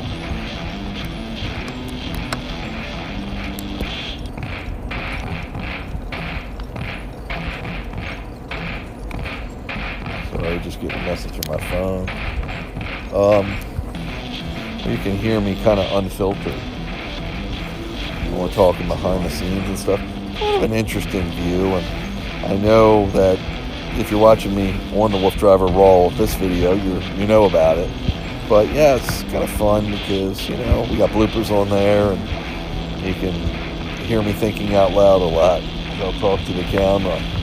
And really one of the reasons I do that is because I'm trying to document everything. So when I am older, I mean, I've been doing this for 25 years, not in this capacity, but just recently, the last 10 years.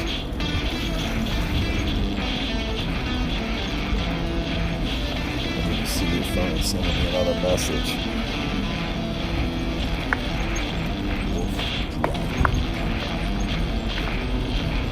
Sorry. Getting messages about updating the phone while I'm recording this. This all records through the phone. You can see Jag back there. He's in the green collar you're looking at now. He's back there. It looks like a lay, like you get in Hawaii. And Jag's a little feisty character. He's probably like, Wolf Driver, USOB, you're making me wear this. No, it doesn't affect him at all. Jag's so vain, he would say, I look funny in this, if he thought he did, you know. If they could speak like humans. Wolf Driver. I'll bump you on the road here again, sorry. So we've got some extensive rigging equipment. I kind of pride myself on rigging ways to carry all the cameras I do, and mounting all the cameras for the video and for the photos. That's the train. It's coming by. You think it's on the other side of the river? The other side of the river. It certainly sounds like it's close by.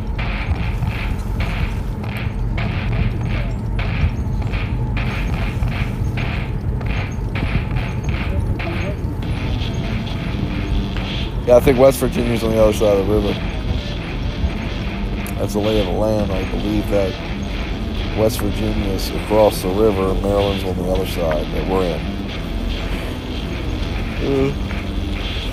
I don't think there's any trail like this over there that I've ever known of, and I'm pretty well educated on the trails in the area because I'm always looking for them. So if you notice, Star's collar goes into a flashing mode. He must have hit it somehow. So his might be flashing. It is flashing. I don't know if you can notice it on the actual video.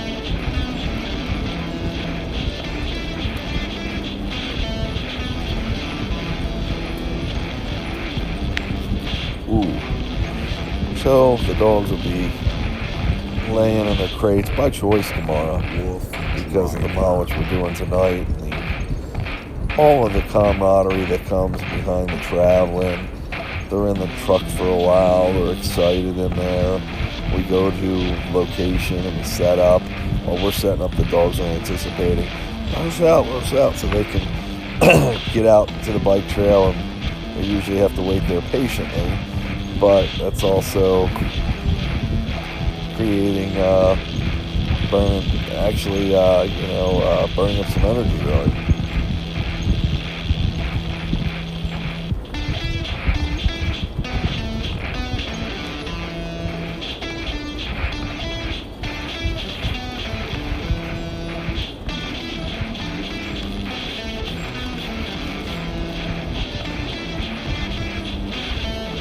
I just know I have a very good wife that lets me do all these exotic adventures and keeps me in line to do them, essentially. You know, getting a lot of the chores at home done and everything we need to take care of, so I can focus more time with the dogs.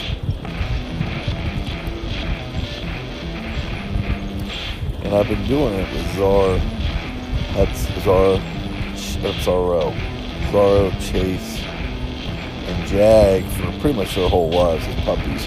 Lola, I just started doing with it because I've just adopted her in the past couple months. Princess I had since she was 4. So she lived to about 15, lived a little more than 15. So 11 years we were doing it. And then there was Czar. He was about 15 when he passed away. And had him since a puppy, so he did it for about 15 years. And Hudson, who was 13 when he passed away, and he did it for since he was a puppy. It's almost 13 years. So we got a lot of history with many huskies.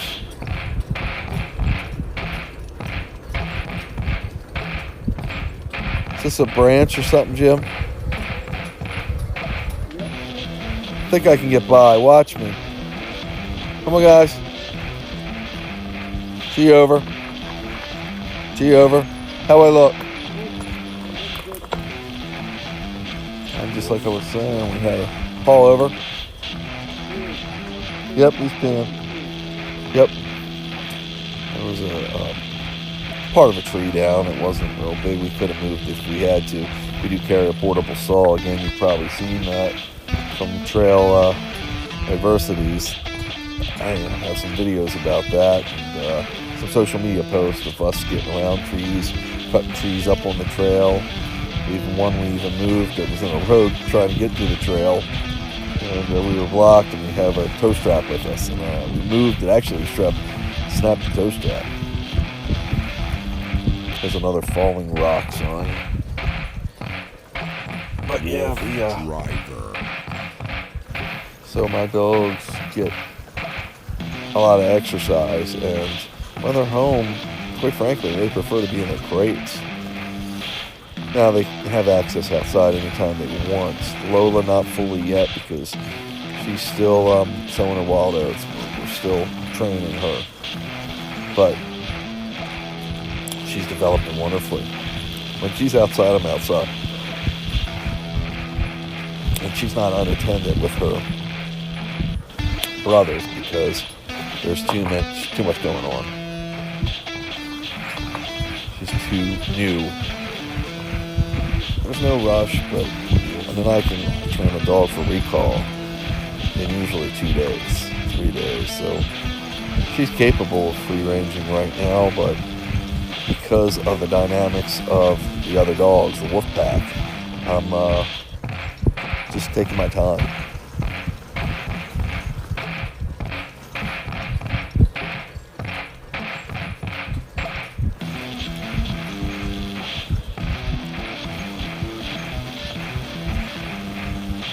That touches on another subject about in one of my groups on Facebook called Wolf Driver Husky Overload.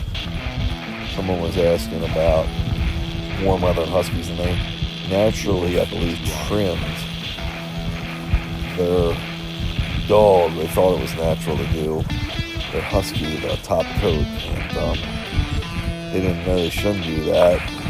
I think they might have even shaved some areas on it because they thought it would help cool them, and that's like the worst thing you can do. And they were saying the hair's not growing back right, and that's what happens when you first of all, you're really, it doesn't sound right, but when you shave or modify their hair, you're actually hurting them more, because the hair, even though it sounds weird, it actually protects them. It helps keep them cool in the summer and warm in the winter.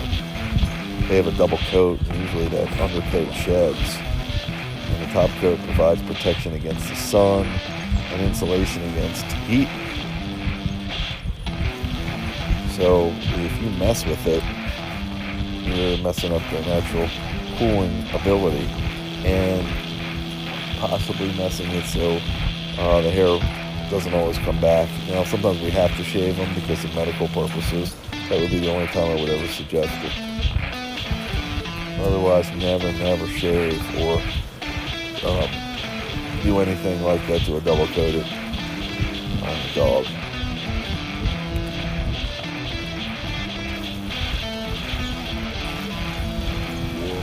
Hey, wake me when we get there, Jim. Wake me when we get there.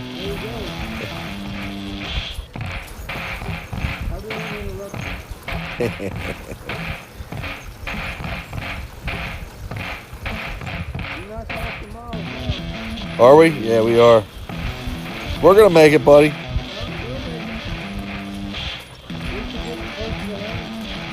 Oh yeah, we're going in that direction. We're going south.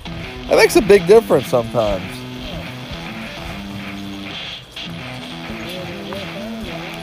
Yeah. I'll make that up when I stop at, what's it called? Waffle House. I love it.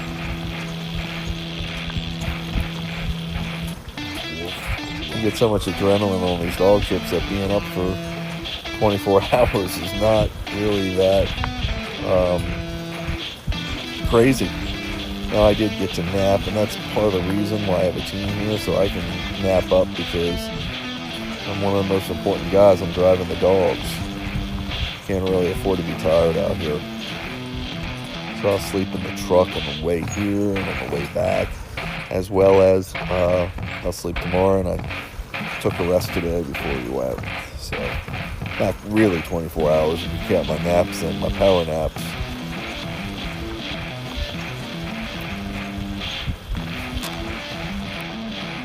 Doing absolutely fantastic. What mile are we going to, Jim? How many miles do we have in?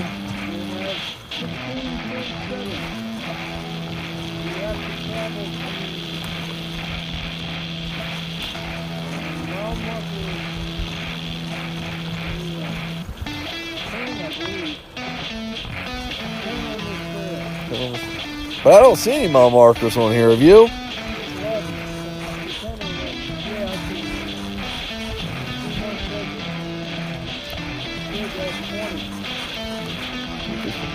This must have been an old train station. Train stop. Ghost hunting house. What's that? Yeah.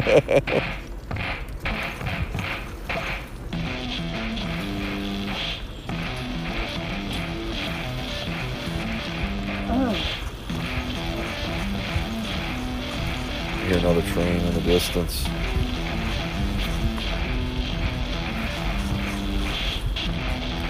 We're moving at a pretty good clip. Dogs are doing phenomenal. It's cooled off even more. I don't know if it's the area we're at or just because it's a little later.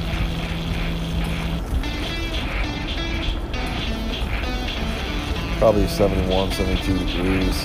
Very comfortable. Again, you know, anything above 0 is hot for these dogs, but in the summer month, they're prepared for it now. Their coats adjusted. They're groomed once every 2 to 4 weeks, and that gets rid of that undercoat, dead hair, so it makes it so the hair can function as it's supposed to and really give them the cooling comforts of their hair so they can deal with the heat a lot better and they can keep cool on a trail like this. Getting bit up for sure.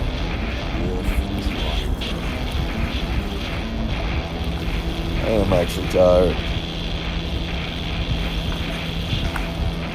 I'm always checking to my right and left, just keeping a visual on the dogs.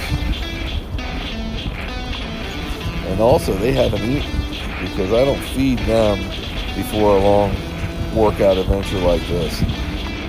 Bloat and other health-related issues can happen. So I'd rather just feed them when we get home in the morning and then feed them again in the evening. I normally feed them once a day. So on a day like today where I didn't feed them yesterday, I'll actually feed them twice.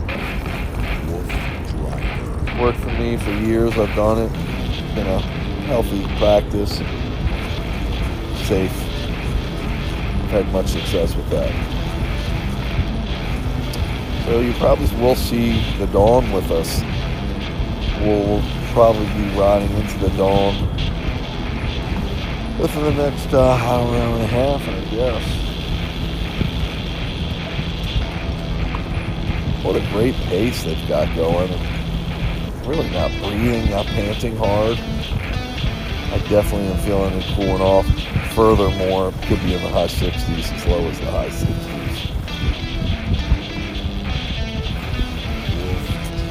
I'm enjoying narrating because it keeps me focused, and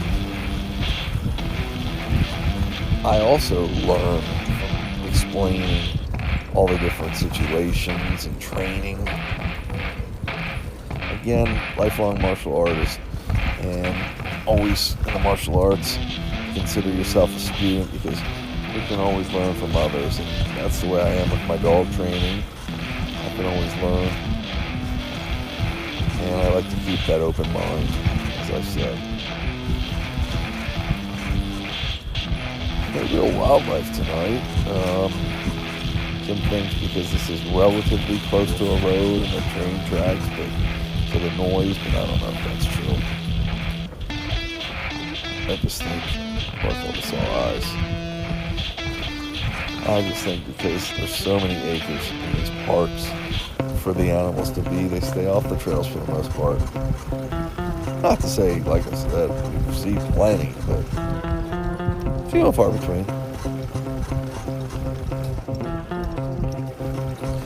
I've been stopping about every 3 miles for the dogs, so we were at 6, we're what looks like 8.5. Jeez, we're blowing through this trail.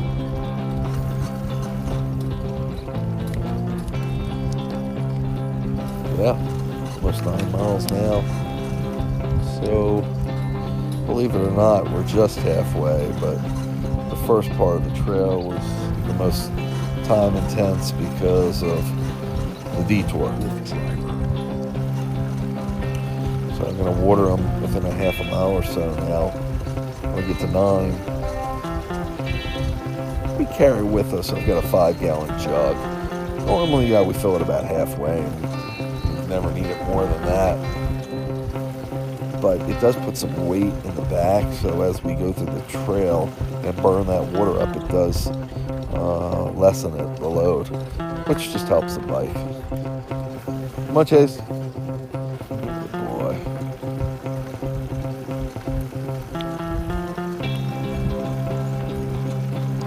How you doing, Jim? Almost at 9, bud. Yep. Yeah, they're really good. These trails agreeing with them. And the pace we're going has been great.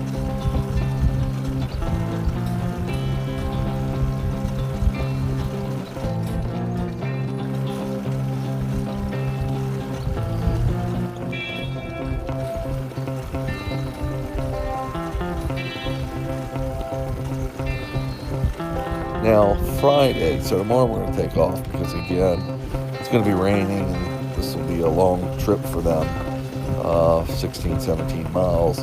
But Friday we'll see what we can get into. I'm not on as steady of a regiment as I was before Princess passed away back in April because of Lola, and she's not quite capable of everything the rest of the dogs can do. So some days I might have to split it and take her for a rough board scooter ride so I can keep her conditioned and work with her a little bit on training out there with doing that, and then take the boys out in the afternoon free ranging. I'm really trying to get her to the free range and point to where she can free range with her brothers, but it's taking time. What's taking the most time is the dynamics again of the dog pack, wolf pack, if you will, because she will know how to free range. She knows what it means. Again, training her through an e-collar with GPS. That's how I train her free range.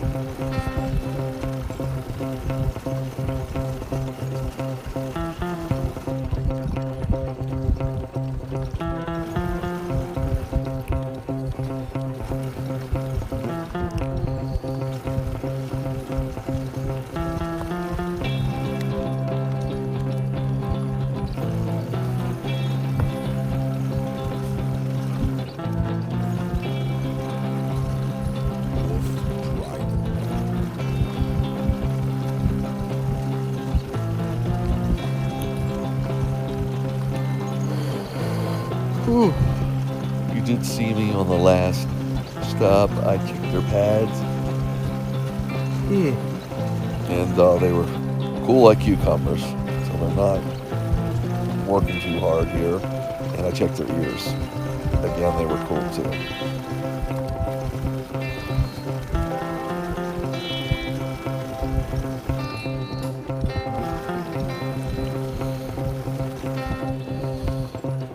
Bump. Oops. Wolf Driver.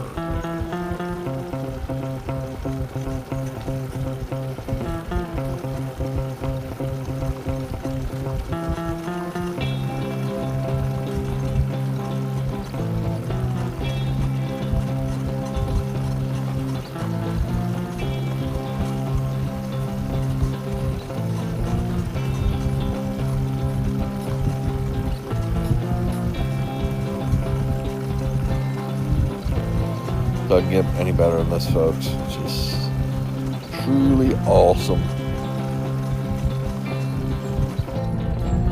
Okay, gonna stop and give him some water, Jim. 9 miles, bud. Easy, easy, easy. Oh.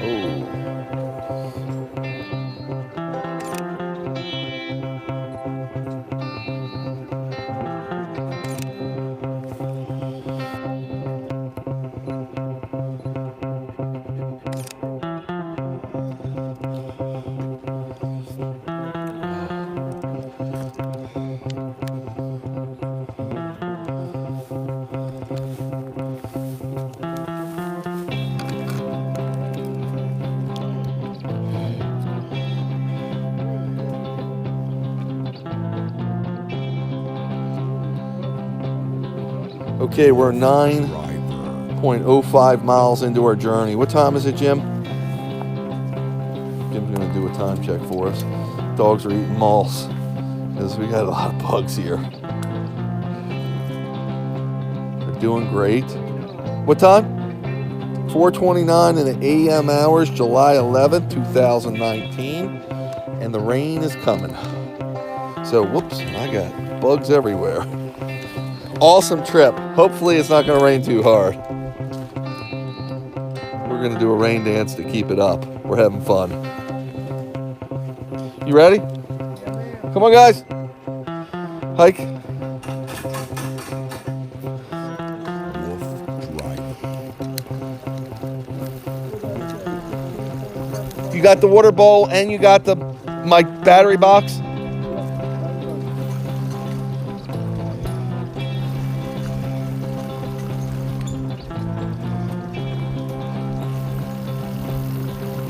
Man, it'd be perfect if it wasn't raining, buddy.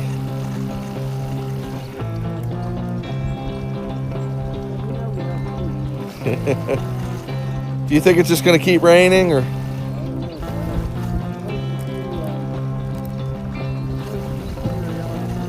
It is?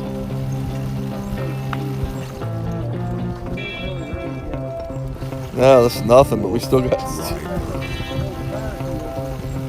Yeah, I know, that helps out.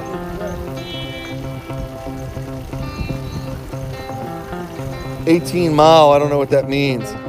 Yeah.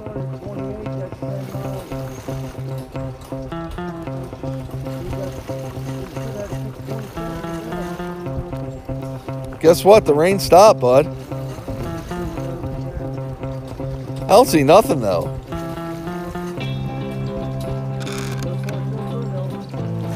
Yeah, man.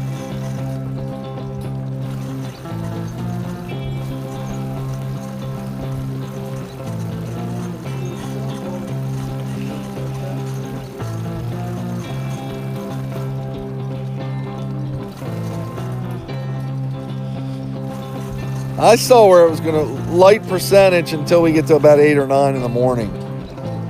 Yeah, that's true. Have you checked your...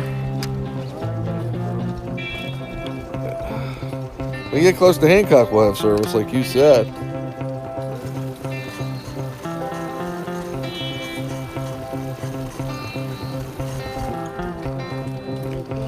Because you made me go these extra miles, Jim.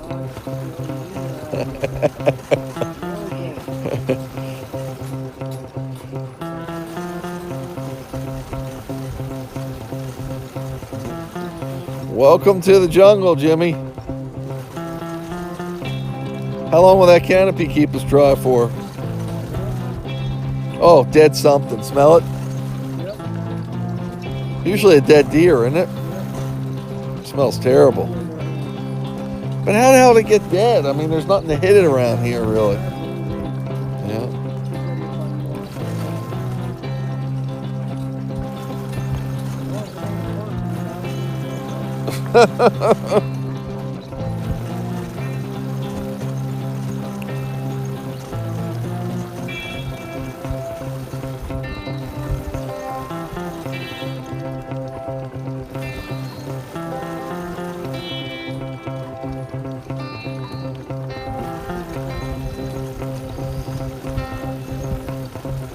Only good thing about the rain, it keeps the dogs cool. Wolf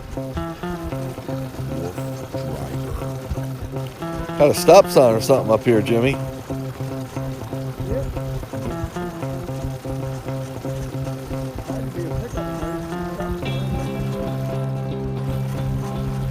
Yeah. Huh, it's like a CNO gate. Come on, Chase. It's like a CNO gate. Chase thinks something's chasing him.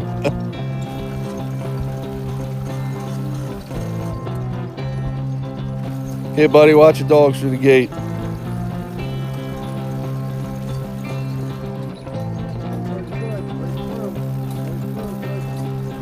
It's a road, isn't it? Yeah, he can pick us up here, really. I'm good still. Gate, buddy. We good?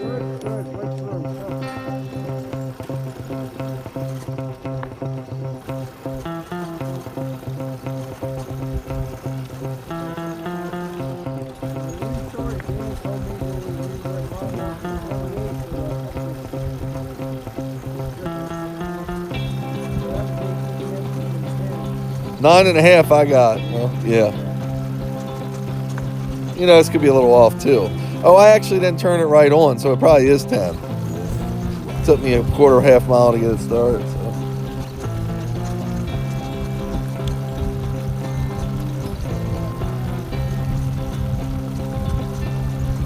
I do. Come on, Chase. These bugs are bothering him. I do think it stopped raining, Jim. Or at least it let up. I see it a little bit. Yep. Come on, Chase. There's a lot of bugs out here. Wolf driver. Does it? Yeah. All over. Come on, Chase. He is.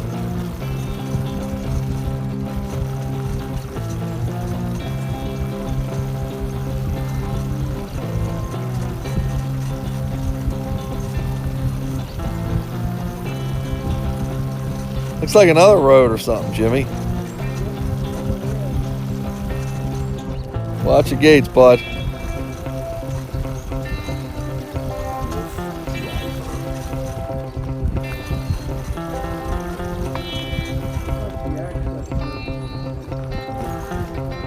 To take care of this place. Oh, guys. Am I good with dogs? That's a house up there, bud. I don't know if... Easy, watch dogs.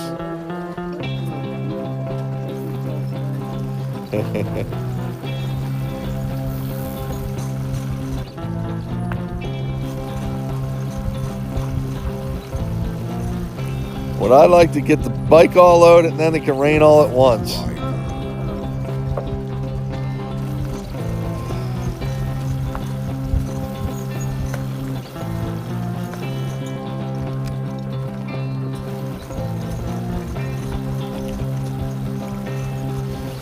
It's really pretty comfortable out, except for these bugs, but yeah.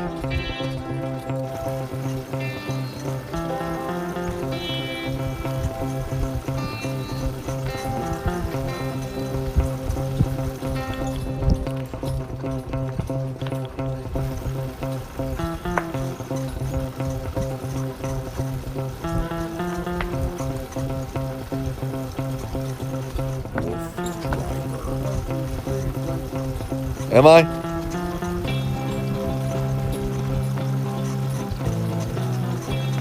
What's to the left of us, Jim? Anything? Oh.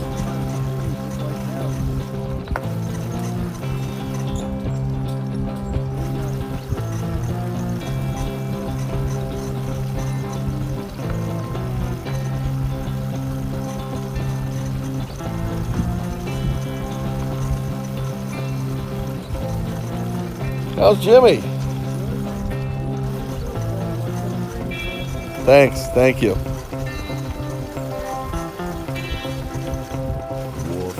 It's like forgetting you got the trailer on the back, you know?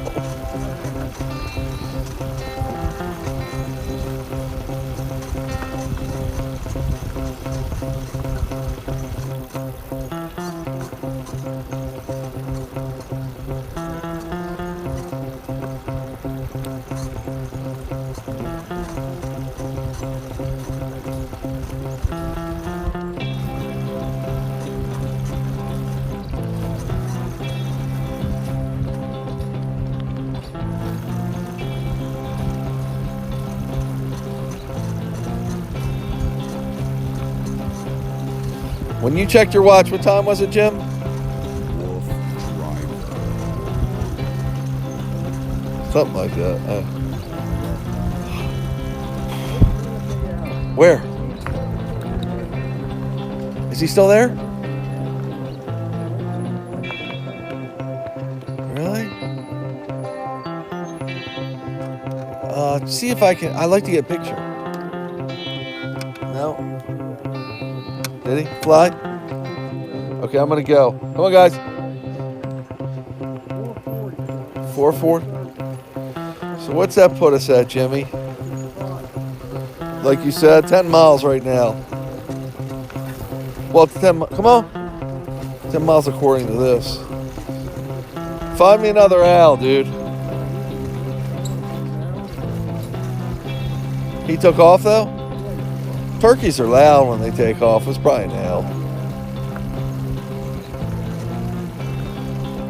I got my good camera if you see them again. Oh, I know. Look for their eyes. Oh, is that what you saw?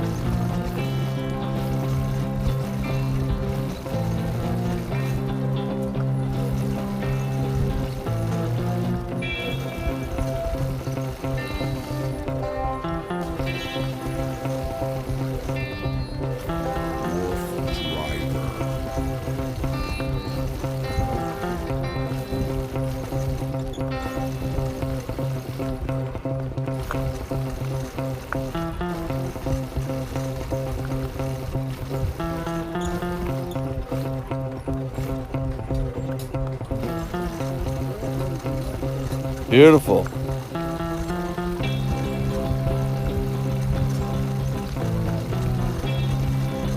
Beautiful, buddy.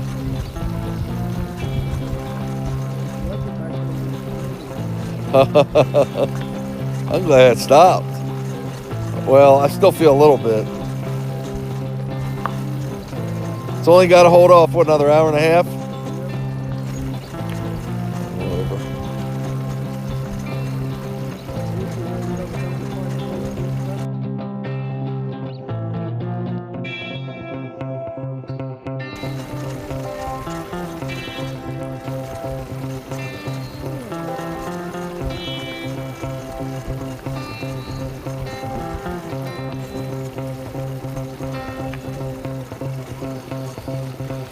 Whew. So, what time did we get on the trail, Jim? Yeah. Okay. And we'll probably go to 6, 43, 44, 45, 40. 4.5 hours. That's about a normal run for us.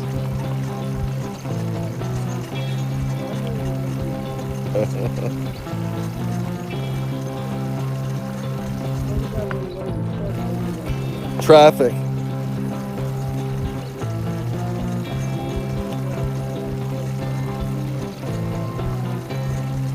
We got to call the bike shop tomorrow. You can bring him this one with me.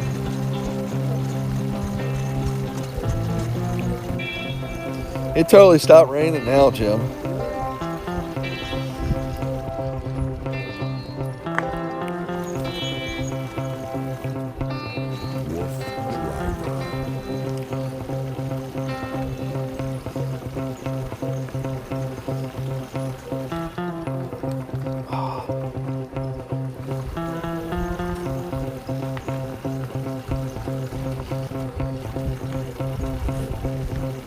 What are you doing tomorrow, bud?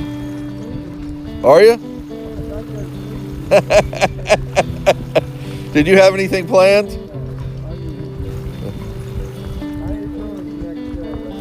Yeah. Yeah, that's the whole deal. That was a good day to go. It's just too hot during the day.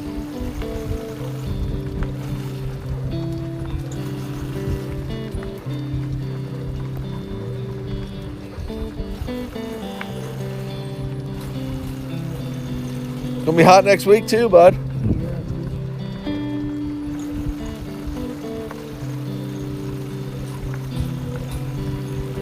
So, folks, you're getting to listen to the camaraderie of just what we talk about here on the dog cart, and getting slap happy, getting towards the wee hours of the morning. About probably an hour or so away from the dawn, and we'll probably be back be at the truck about an hour. That's probably a pretty overlook. Hour and 15 minutes from now. Okay. Wow, it's a mountain there. So we're just trucking away. You're picking up on a scent a little bit, Jim. Zorro, he's getting a little buck wild there. Driver. I can usually tell the dogs put their nose down to the ground, and we start going faster as they pull the chain out. They pull their tether. I don't think so, bud. Remember, a lot of it's been downhill. Yeah.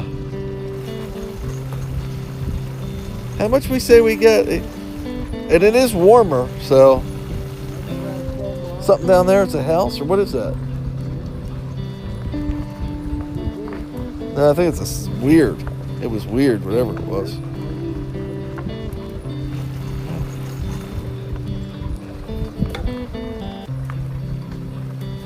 Wolf Driver. A lot of little sticks down here. So it's the camaraderie of the dog cart. Guys talking, me and Jimbo, and we're just talking about weather conditions as you hear. It is raining a little here. We got storms moving in. And again, this is one of the reasons tonight was such an ideal night. We knew it would be getting cooler as the day goes on, and I guess the cold front brings the rain in. But we're flirting with getting wet, and we don't want to get caught in any heavy rains. We don't have any signal here to see Wolf Driver. where the storms are at now. But with an hour and a half left on the trail, hopefully a little less now, we'll hopefully be able to stay dry. We're prepared for the wet. It's just a pain. I mean, it can be fun sometimes. Certainly doesn't affect the dogs. It can only help them. It's because it would cool them. It's an interesting part of the trail here because it's kind of like we're wedged in the valley. We got trees and rocks on both sides. Wolf a great run. Driver. Again, I don't run this trail enough to know it like the back of my hand. It's still pretty big. It's, I believe, 35, 40 miles now. Tonight we will, if all goes as planned, have about 17 miles, 16, 17 miles done. See that lit up down there? Is it?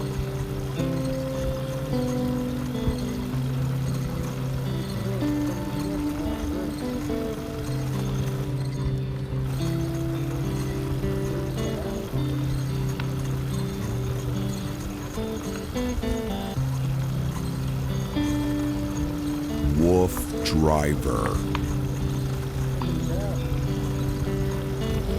Train's coming by, that's what that is, folks. Tall trees here, Jim. Evergreens, it looked like.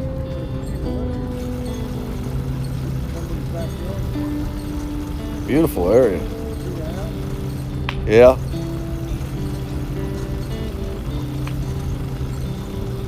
Totally want to be careful at night not to be shining lights in people's houses. So we try to get out of any house area pretty quickly. Dogs are really running well tonight. I'm impressed and pleased. Wolf Driver. You know, these dogs are my babies, and I love them endlessly. So I want to keep them as healthy and as happy as possible.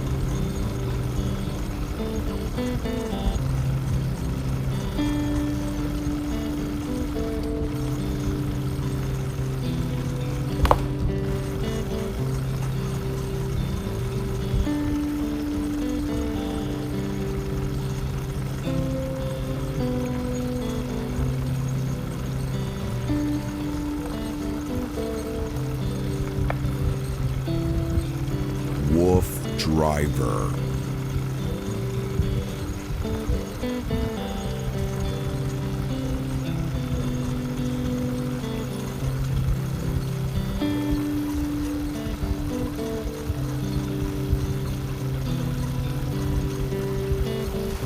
Coming to another stop sign, bud. I don't know how close. We can't be that close. Yeah.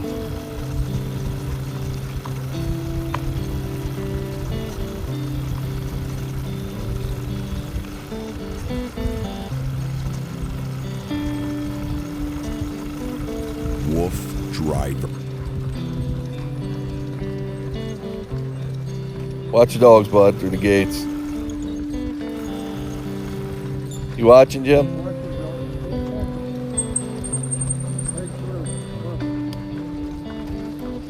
Crossing the road. Now this does look like a regular road, I guess. Heads up, dogs going through gates.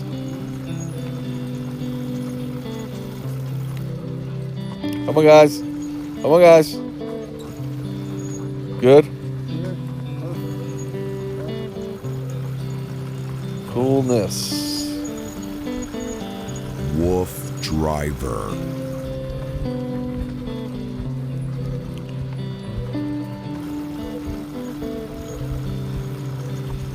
$11 miles, Jimmy, according to my watch.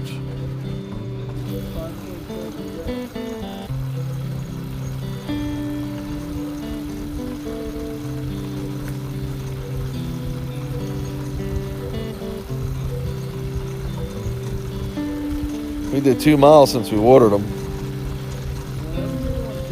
No, I said we did 2 since we watered them. Another mile or 2, we'll water them again.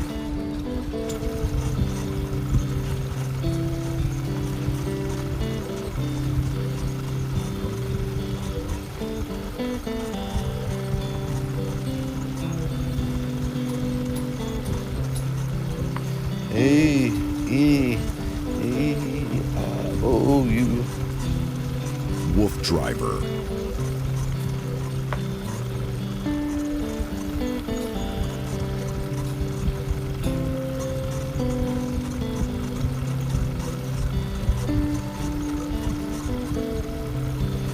Sometimes why.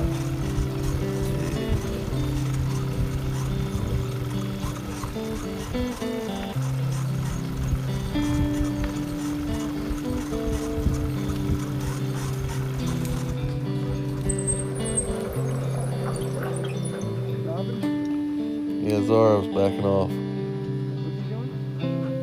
Backing off. Yeah, might as well Wolf give him a drink, Driver. Jim. Take your time, buddy. Let me give him like a 10-minute rest. Yeah. See, we always let the dogs dictate the pace and when they want to stop and how they want to do it. How they want to run the trail. Good boys and good girl. Official mileage right now is, I'm going to turn the light back on, 11 miles, folks. Zara taking a breather. Lola, she's ready to go. And coming around here to the Jag stir. The rain has held up so far. Mr. Jaggy and Mr. Jay Wolf taking a breather. Driver. We're doing great. According to our calculations, we've got about 6 more miles to go. And we're loving life. Keep you posted. Oh, time is, what time, Jim? About 5 in the morning. Almost 5 a.m. You ready, Jimmy? Yeah, man. Come on, guys, hike.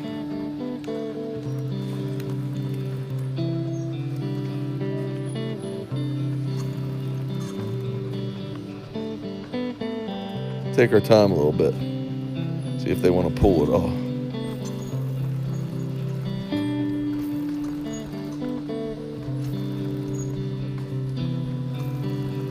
Wolf Driver.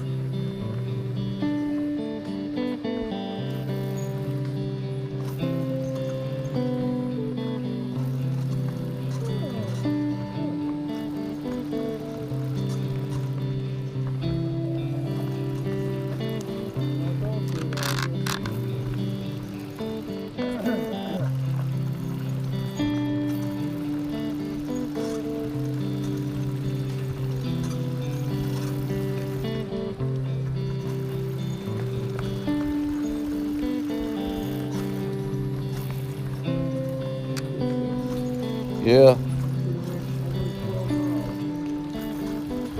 Wolf Driver.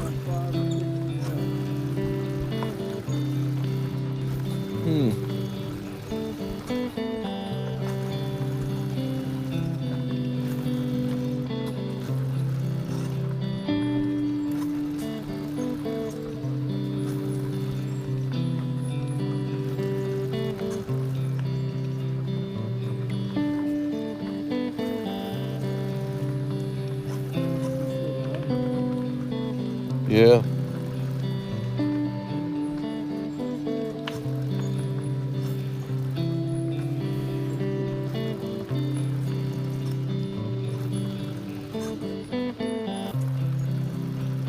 Wolf Driver.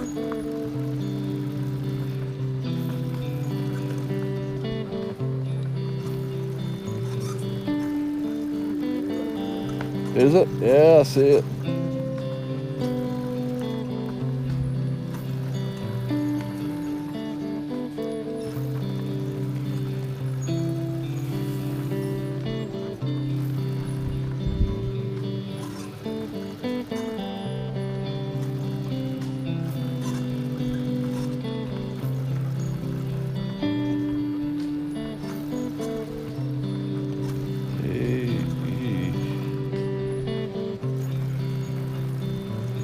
Wolf Driver.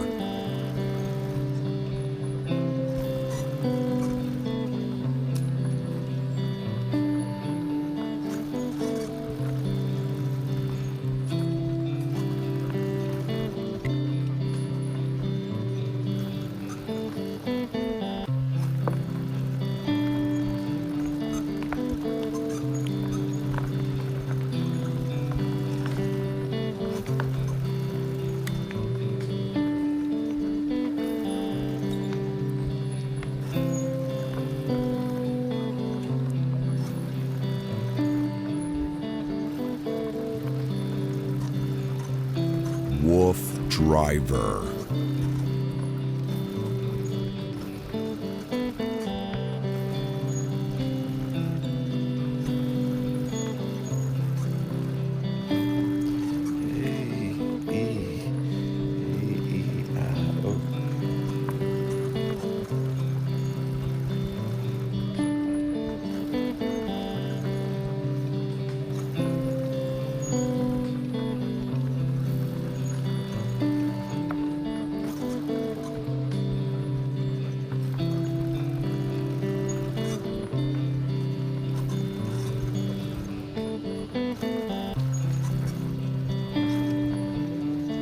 Wolf Driver.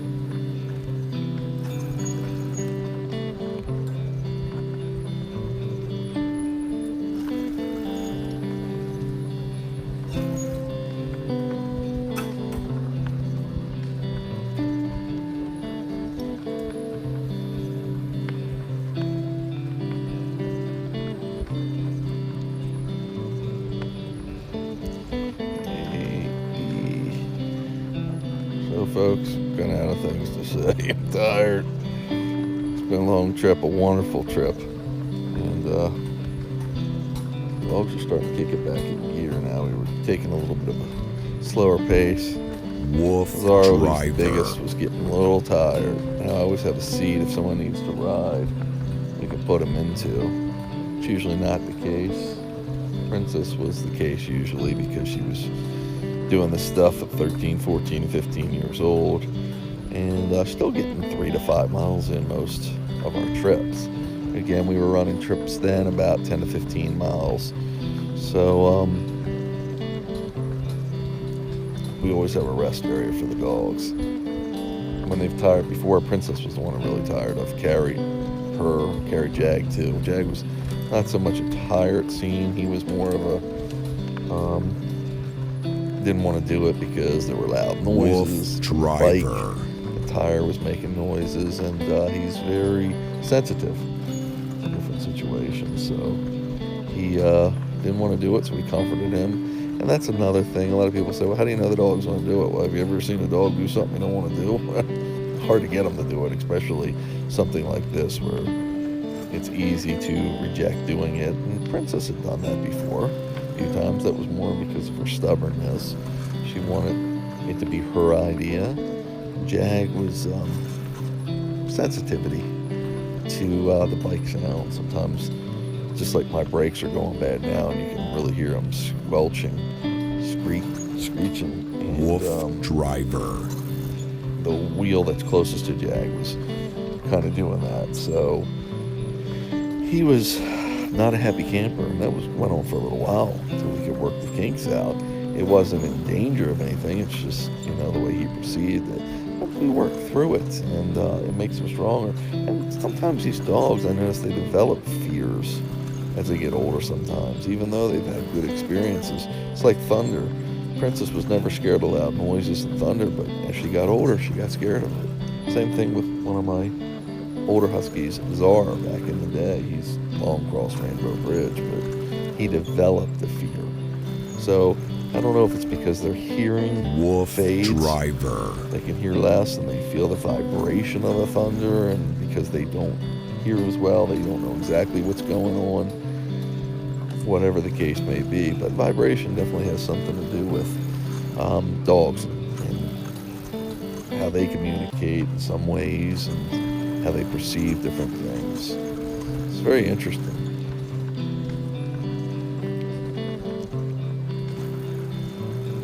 So you can look at it, especially Zorro and Chase, you can look at the tether on the line and see how hard they're pulling against it, or to adjust your pace, especially towards the end of the night when it's hot and it's stressful for them.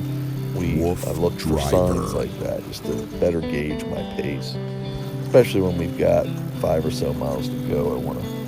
I don't want to overwork them in the sense that I'll burn them up before the journey's over. I'll be putting them all into bed before we're done. Now again, these dogs do have the capacity. They're getting older, but 50 to 100 miles a day is not that unquestionable. Now, of course, it wouldn't be in the summer. That'd be something when we get Arctic temperatures, if they were conditioned for it properly. So, but we manage them in the summer and the warmer months to get some exercise. It's something they've done their whole life. Wolf Driver. And it's important that they maintain their shape through the warmer months. So when they get to the colder months, they're ready to rock and roll, and they haven't lost that conditioning they've done and haven't gotten too overweight, whatever. That's why I work them all year. So the sun is starting to, the sun isn't out yet, but the dawn is coming. You can see the lightness through the skies. Kind of cool. Been out on the trail before at sunrise. What time's sunrise, Jim? So we're going to see that, won't we? So we will see it, and that's pretty spectacular. He's looking up in the trees. I don't know what he's looking for. Wolf Driver. Pretty spectacular and pretty cool. Oh, really? Yeah. Look how much lighter the sky is, though. Yeah, man.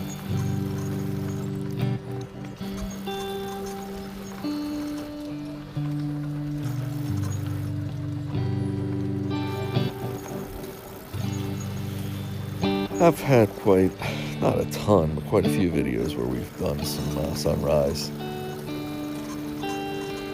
trail runs where we've been on the trail through the night, and they really weren't planned, but they worked out that way. This one wasn't quite planned that way either, but because of where the stops are along the trail and the accident that we got caught in the traffic from an accident that had happened, we got caught in the traffic of it, means that Wolf Driver. leaving out here later than we anticipated we'd start. Peepers? I think I hear peepers. I think so. Peeper frogs.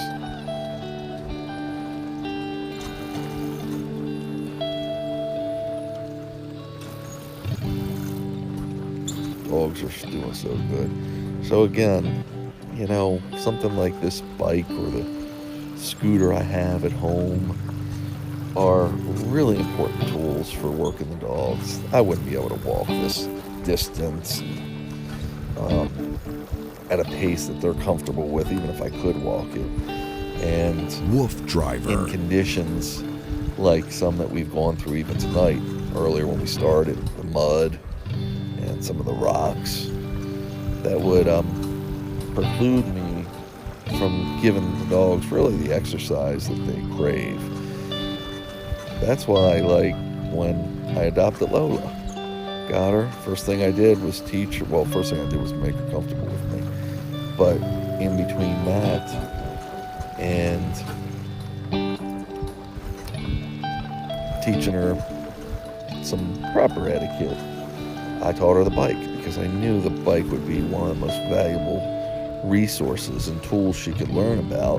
Because once she knows it, Wolf she gets a Driver. little antsy and a little hyper.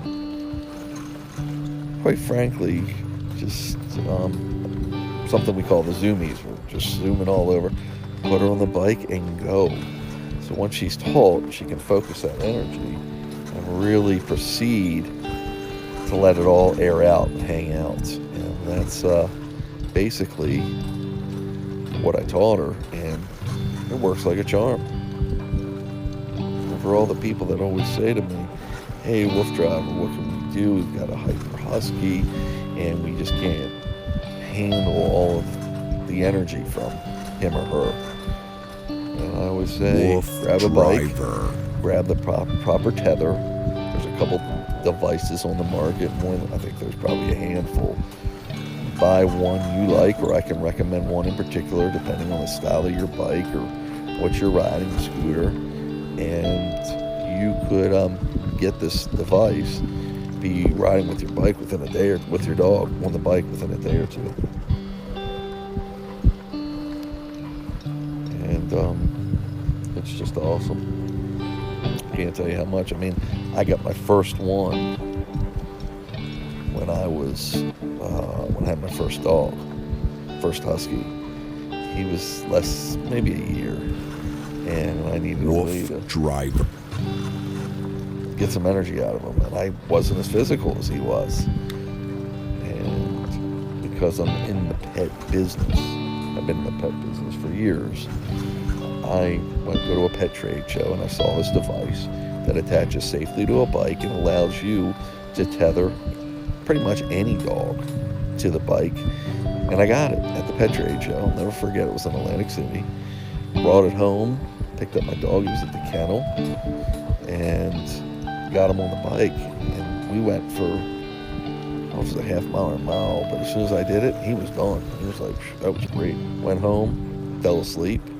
Never forget, crawled up on the sofa, Wolf put that down, he Driver. was gone. He was gone for a couple of hours. And my wife and I were checking him out.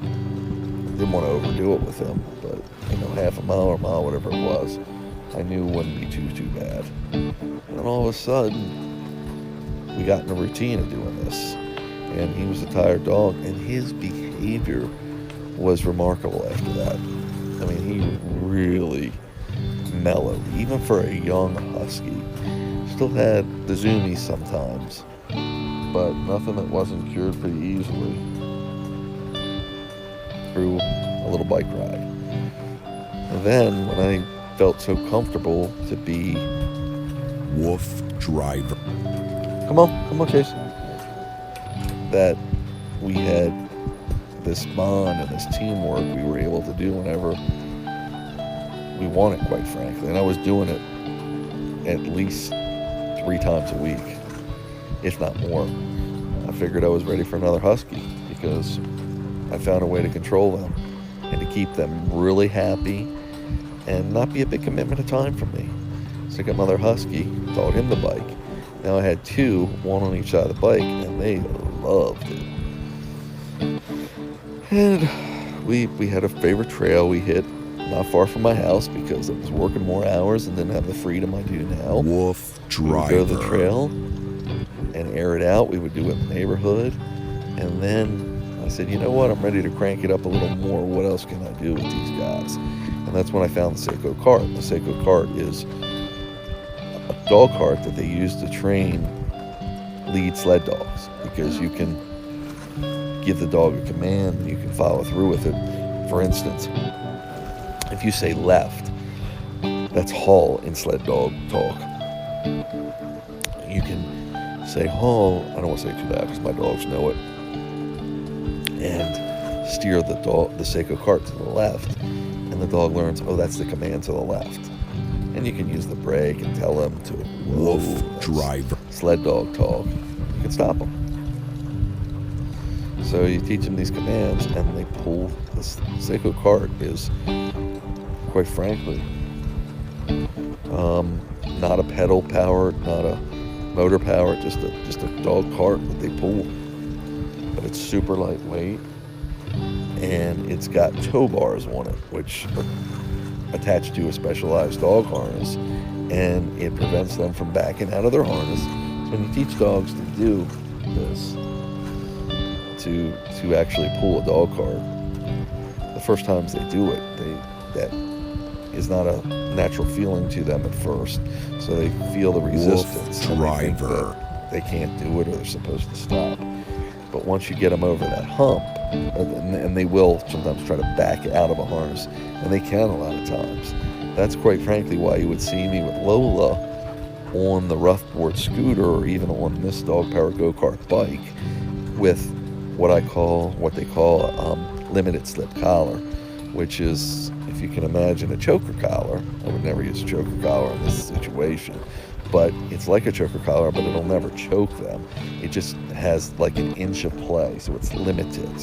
And what it'll do, it'll cinch a little bit to prevent her, if she did back out of her harness on the trail, she would still be attached by the collar where I could get the harness back on her and she wouldn't be able to just get off the bike.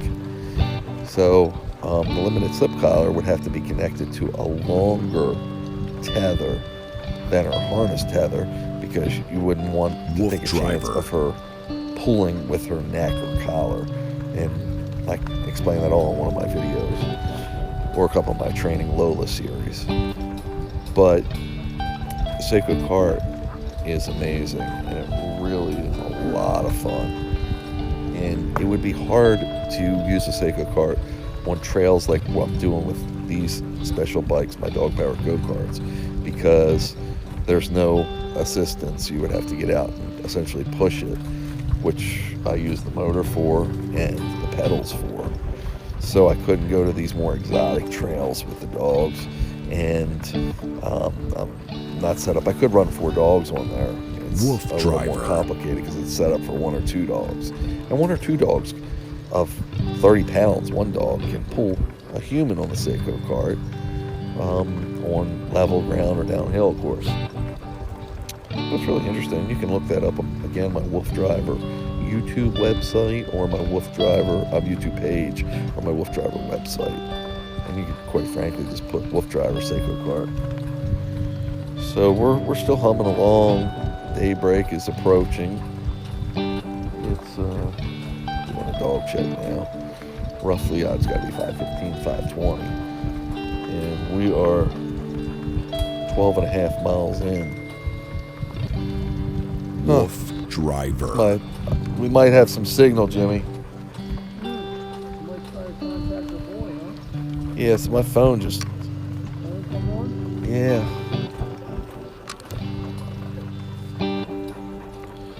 Maybe not. I don't know. I thought that was my phone. Maybe that was your phone. I don't know.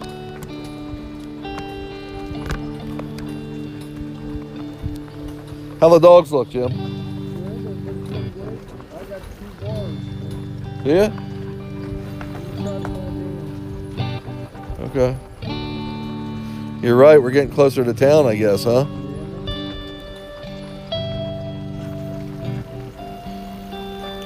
So, 12 and a half miles into our journey right now. The scheduled 16 and a half or so. And everybody's doing great. We're whittling this thing down to 4 miles right now. Still got Zara's at full. Chase is a little more, has a little more pull in his line. He's a little more out in front. But Zara's pretty close. Yeah, now my phone's blowing up.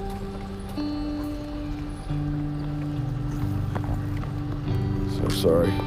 Just trying to check my phone as I power the dog power go-kart.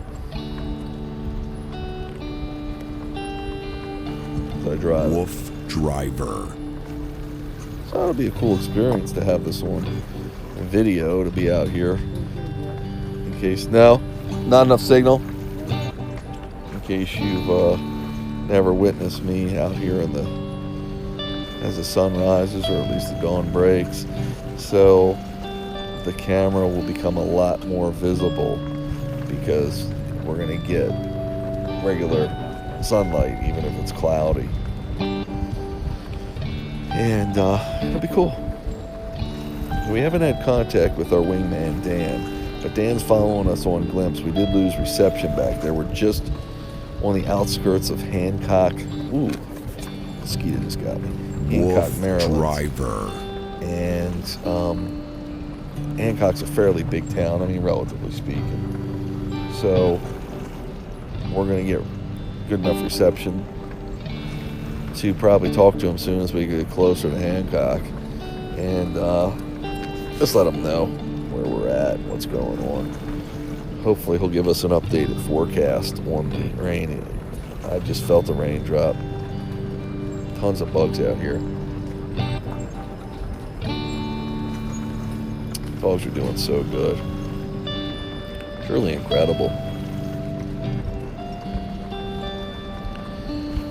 What a great, and I'm not just saying this because I love it. It's a great activity. These, what we call dog-powered sports, even though my versions, I'm one of the few people you'll see where the dogs are on the side, not out in front. Traditionally, dog-powered sports is karting, which you would call something like this, but the dogs would have to be out in front. And something like even biking, where the dog would actually be out in front. They call it bike joring. They call it hike joring, where the dogs are assisting and pulling you. But again, my versions, the dogs are almost always on the side. Even with my rough board scooter, even with my regular bike, and of course even with these dog carts. Wolf Driver. So almost anybody can do it. We do it with our now 15-pound Chinese crested. She was lighter before, she's gotten bigger, but again, I have a whole training series on training her to do it. And she's not pulling. I got a lot of, come on, Chase. I got a lot of hate mail when I posted that video. And people are like, get a husky if you want a pulling dog. I don't understand. A lot of people just see a small dog and shouldn't do it. But that's not true at all. And that's what I call being jaded, and also putting bad information out there and scaring people, because there's nothing wrong with the Chinese crested running. In fact, they have weight pulling for Chinese cresteds. They're small. Again, we've had a small one, 6.5 pounds, and we've got the one we have now who's about 15 pounds. So Chinese cresteds are a great breed, and they can be an athletic dog too. Ours is more of a couch potato now. It's kind of like my wife's and my stepdaughter's, but Hancock. Hancock. 2 miles from Hancock.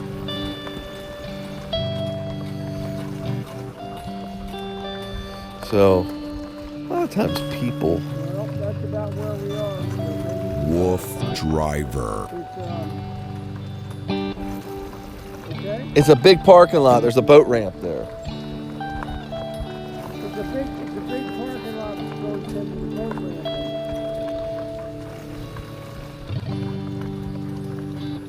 Everything's alright, bud. You got 40 minutes to get there. You got 40 minutes to get there.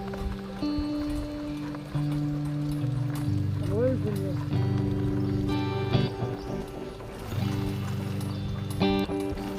Hey, you back?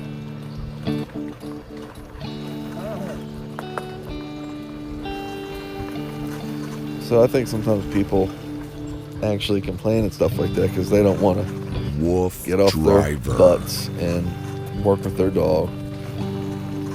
But almost any dog can do a lot of what I'm doing, and that's the motivation behind me telling them. So yeah, I think people just sometimes want to find excuses why they're not doing something, which is okay. I'm not judging anybody, but I'm saying that it's really good if you can, and it's a wonderful way of bonding with your dog to do any activity that they like. Now this is more extensive, of course, adventuring like this, but for many years I went to the same trail with my two wolf dogs, driver, with my one dog first, and then my two dogs, and it was just a wonderful experience.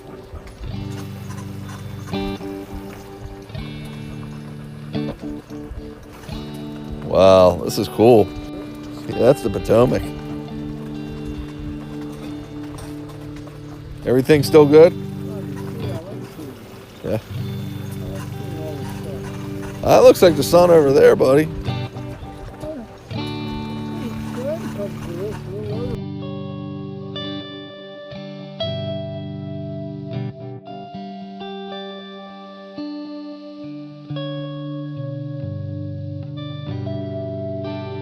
wolf driver,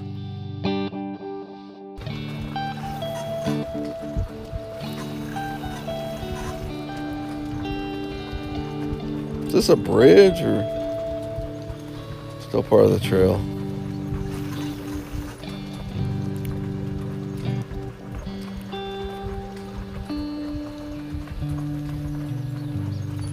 Awesome, man. Look at how beautiful this is, Jim. This is cool, man.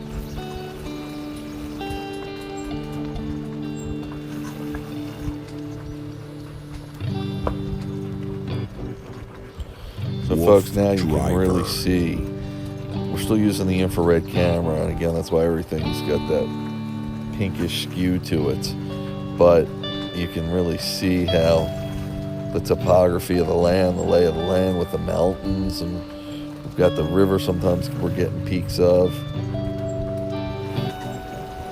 Just beautiful. Long ride, isn't it?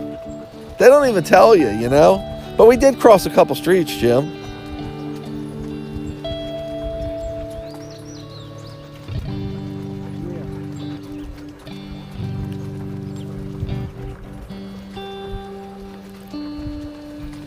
wolf driver, But I don't know how accessible they were.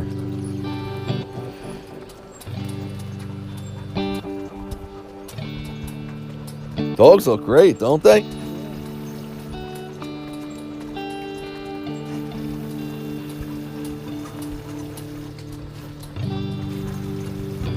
Almost 13 and a half, Jim. We're really whittling down the mileage.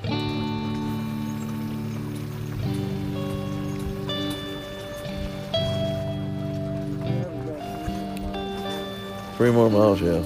We'll give them water another half mile or so.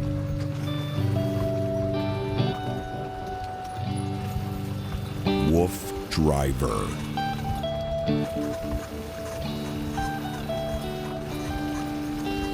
It's amazing, I bet you, when this was a railroad.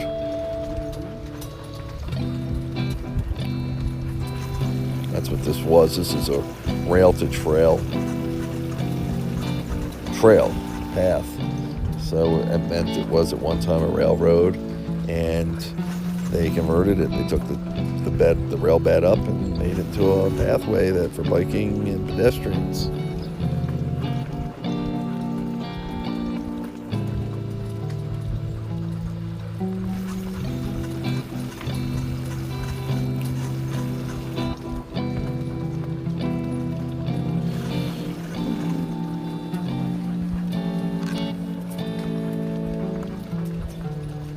Did you get bit up, Jimmy? Wolf Driver. I get pretty bit up. Yeah, I got pretty bit up. Yeah, man. Hey, notice the battery's still going, Jim. Remember the one conked out half a mile before?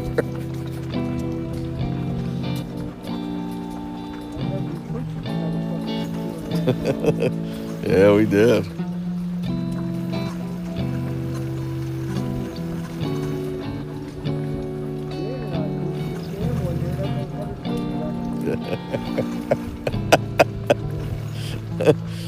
How about the night the motors went crazy in the snow? Wolf Driver. You were in the truck. Dan and Chris both had a bike, and Dan was pushing me, and Chris said he couldn't wait to get back to the truck to drink his Coke, and you had already drank it.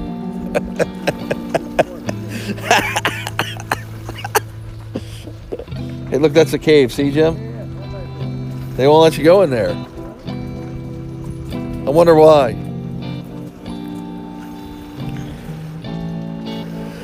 Just passing by a cave that is closed off with a metal grate.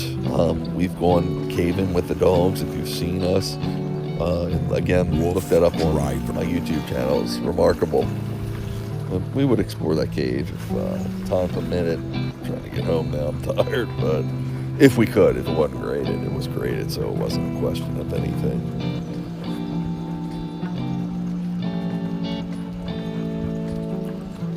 How beautiful is this?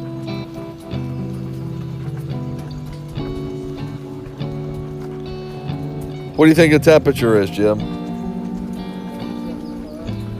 You think it's that warm? I think it's 71, 72. I'm feeling cool pockets of air, too.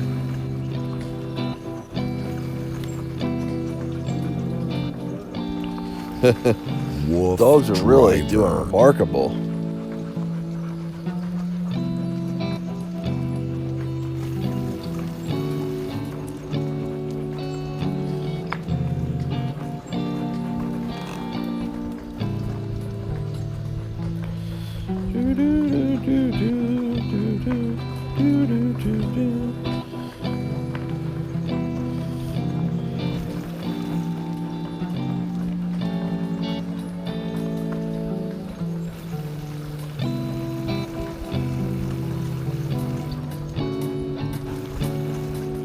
Been out here the whole night, Jimmy. Still not a record for us. Wolf Driver.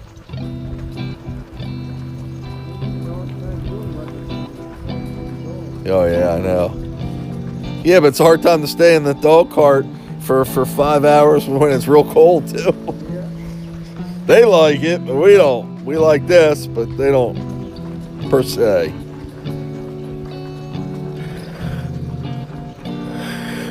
Oh god.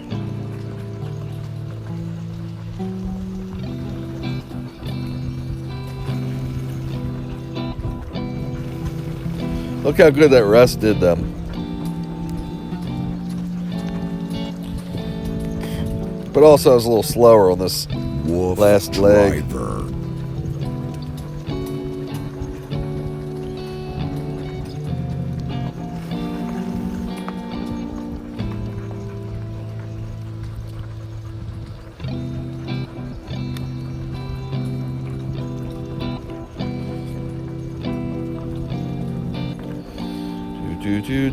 Do.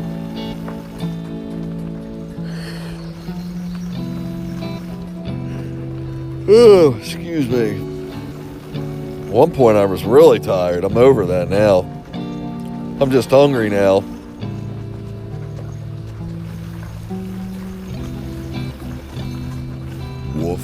driver.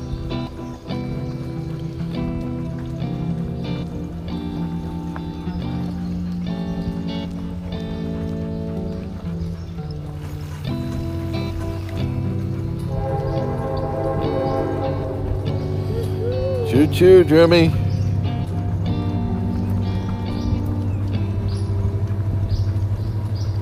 How's my boy in the background, Jim? Good, he's up there on his tail. Is he? Well, I think he knows we're getting close.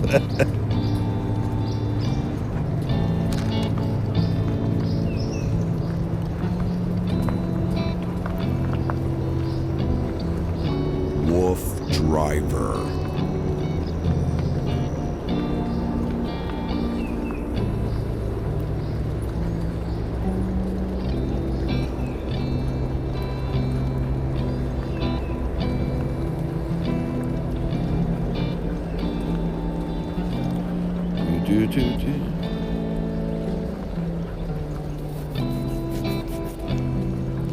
Closing in on 14, Jim.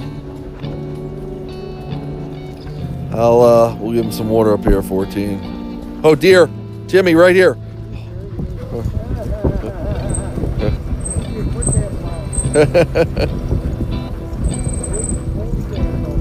Look at the one behind him. Driver.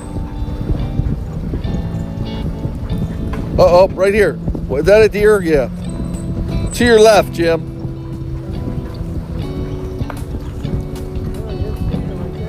Yeah, look at him. Yeah. He ain't worried about us. Whoa. Whoa, whoa, whoa, whoa. Whoa, whoa, whoa. Easy, cowboy.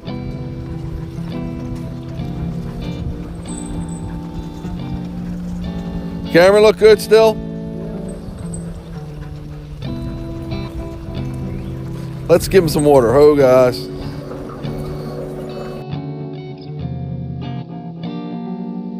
Wolf driver.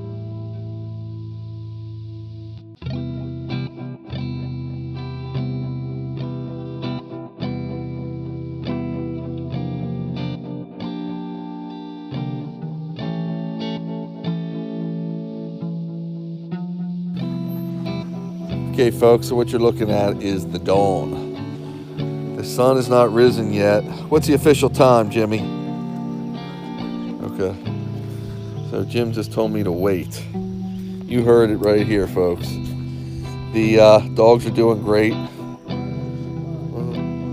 Okay, we're in the dawn hours, 5:55 a.m. Looking at the trail, now you can see it. We've been riding it all night in infrared. So if you check the Wolf Driver video library on YouTube, you'll see it. All dogs are doing well. Their collars are still lit up. That's the Lola Wolf girl. driver. That's the Z-Man. Ah, good boy. Chase Man, what do you got to say for yourself, sir? With his red collar. And Jagster is a green man. Hello, Mr. Jaggy. And Jag says, I'm not playing that game, Dad. I'm chilling till it's time to go. We are official mileage, folks. Can you see that? It's 13.90, about 14 miles right now. Still got about 2 miles to go. Again, folks, what you're seeing is infrared in almost daylight. It's not quite daylight. It is, I'm gonna actually turn off my headlight. Wolf driver. And this is what the camera looks like during the day, because it's only letting in a certain light. It's not letting in all light. Come on, hike. So if it was letting in all light, you'd see it's still kind of, it's not really dim to our eyes, but to most cameras, unless they have a high ISO and settings to see in the low light, it would look kind of dim, almost dark. I just did part of my vlog, which is just the phone camera, nothing special, and it was kind of dim, but it's lightening up every second, and Wolf driver. we're doing good. But we really don't need the well, we do need the infrared camera for probably another half hour till it really lightens up. but that's all we have. And it's kind of cool that you can see what we were kind of looking at if you compare the nighttime when it was pure darkness to the infrared in the day. You can see, you can kind of get an idea of what the trail looked like at night. I think you can. In any case, we're rocking and rolling. We've probably got about 2 miles left. Dogs are doing absolutely fantastic. So this is a little further than I've taken them lately. This is the furthest Lola's ever been. I knew she'd be okay. The big boys are, again, they're getting older. Oh, we got beautiful sunrise, sunset, sunrise. See that, Jim? Look how pretty that is. Yeah, a little bit hazy. Oh, is that what? Yeah. Logged it or farmland? So, but the big dogs, you know, as they age, now they're conditioned because we've always run pretty good distances, but still want to take precaution. I've done these trips in the summer like this, but as they get older, you know, they're not as young as they used to be. That's the bottom line. That's obvious, but just stating the obvious. Really cool. Love this view. Wow. Just neat with the sun coming up. I think it's Hancock, but I don't know. I mean, this doesn't look like Hancock to me.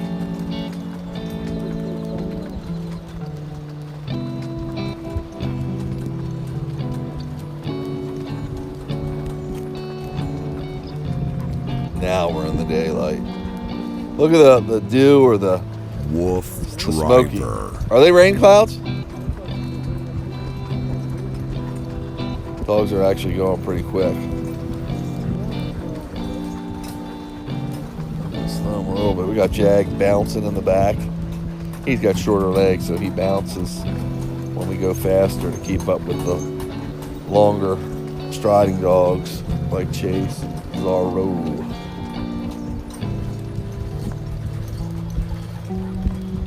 Really doing awesome. Great time of day. It's just, I personally don't like staying up all night because it ruins your day the next day.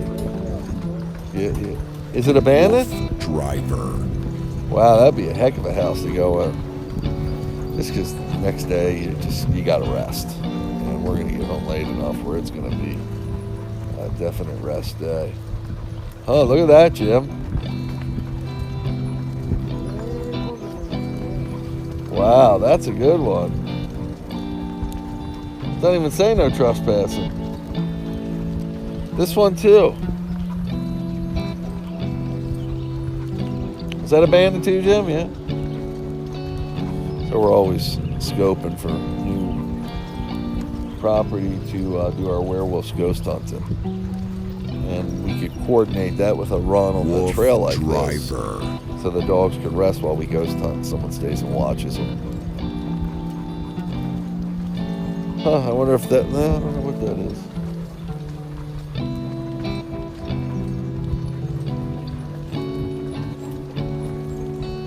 Just awesome. I don't know if this... Is this a tunnel we're coming through or just the trees like that? On the other side, yeah.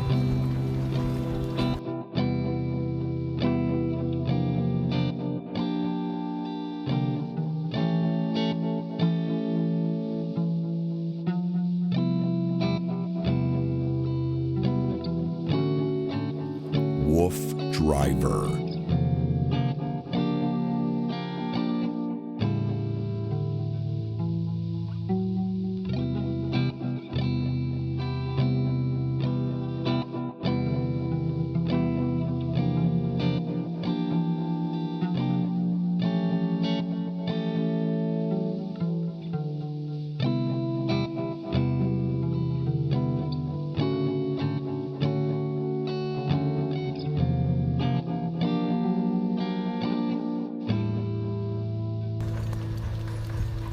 I don't think we're going to Hancock.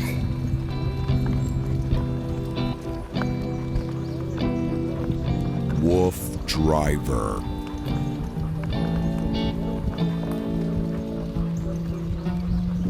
I could have sworn it did. I mean, it could be, Jim. I just looks too rural for. That's true.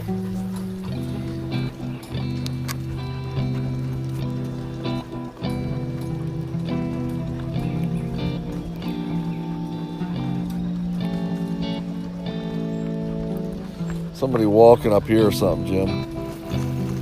Bike riding. G over. G over. Wolf Driver. You might have to pull her in. Chases. Tinkle. Howdy. How y'all doing? Good, how are you? Thank you. Thank you very much, sir.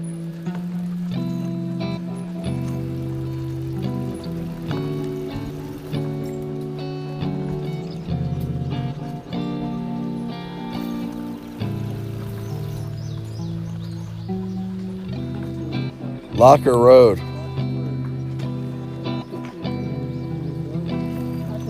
Yes.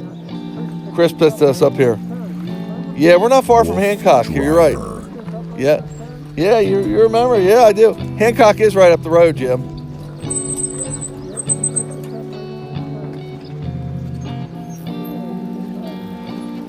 Does that mean it's going to rain, you think, that cloud cover like that?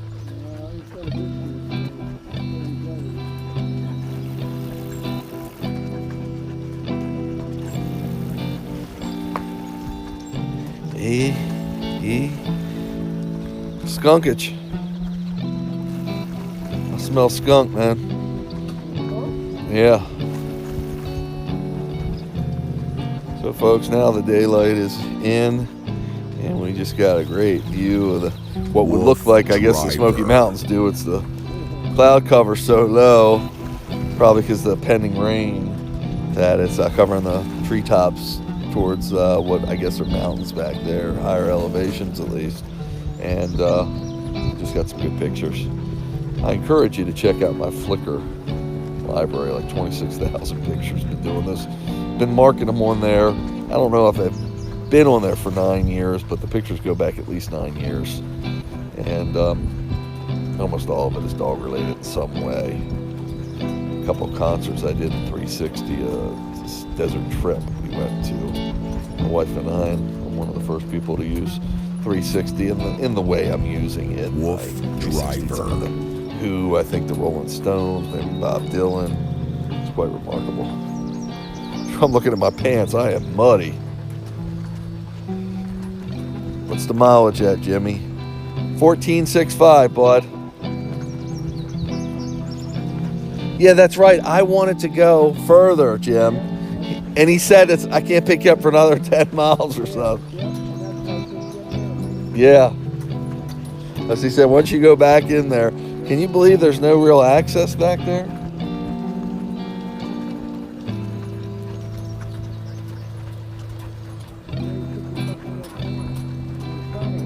Yeah, because there was traffic. Driver. Just like we had 2 cars there. You could call Dan now if you wanted to and just...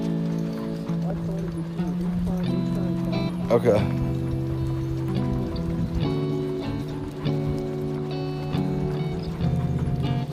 So this would be a good thing if we had color, actually, because it's so magnificent around here. And again, we don't have color because I'm using the infrared camera.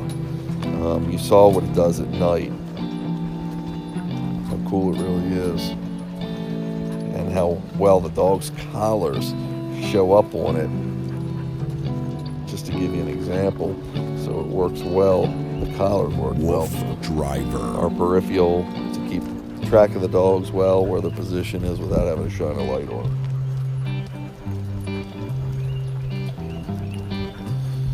So we're closing in on 15. I don't know if it's going to be quite 16 because I think it's less than a mile from here, but I could be wrong. Our exact mileage right now is 14.8. So 15 is going to be definitive, probably 15 and a half. Beyond that, I'm not sure if it's any further or not. Dogs are really moving good for as much miles as they've done. Tell you what, it's better than it raining now, Jim. Wolf Driver.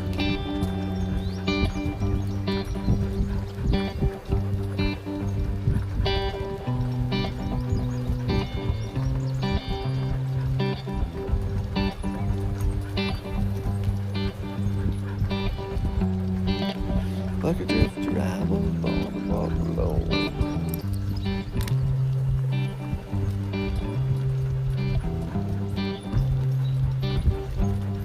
It feels cooler yet to me. That's what they say. They say it's darkest before the dawn. I don't know if it's coolest before the dawn. You would think it had all night to burn off all the sun's energy, but who knows?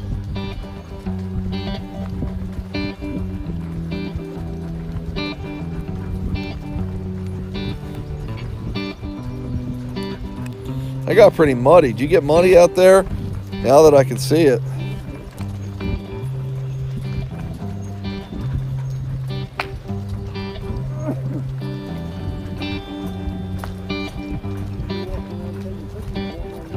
I did.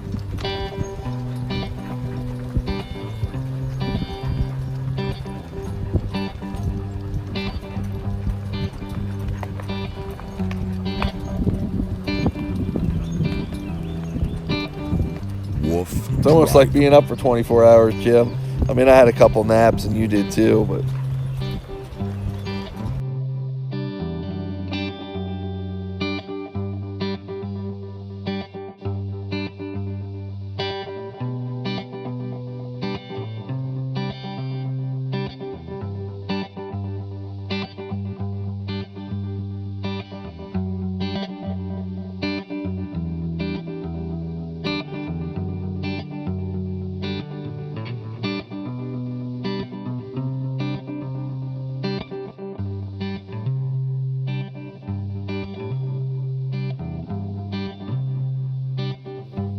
Wolf Driver.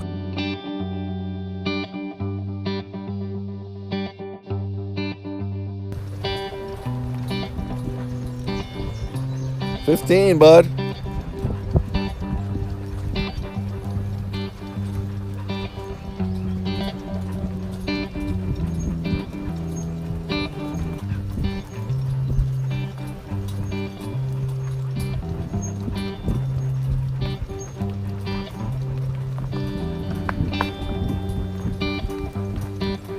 See, I haven't used the motor for a mile or two.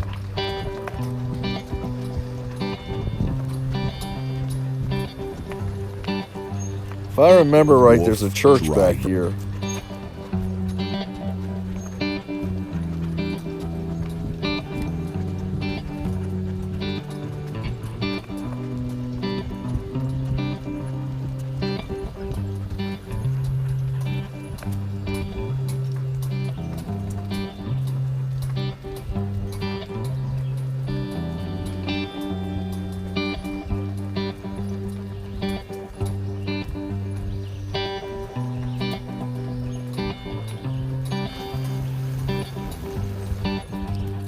Little motor now.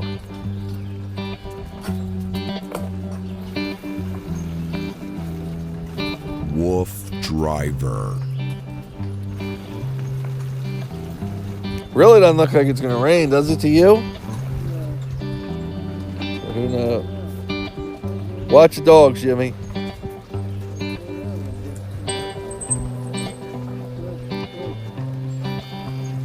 Somebody's house, bud? Is that a cat? Look. 2 cats. Dogs don't care. I don't know if they see them with them. Just sitting there watching. I was just talking about that in my video. Sitting there watching us. Almost like they know the dogs can't get them.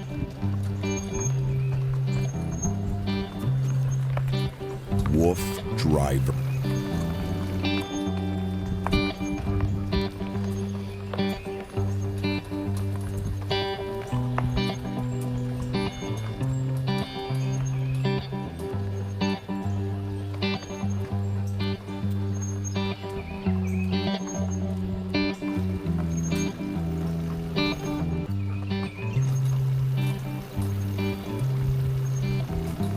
I was worried on that C&O that it was going to be too much for the bike.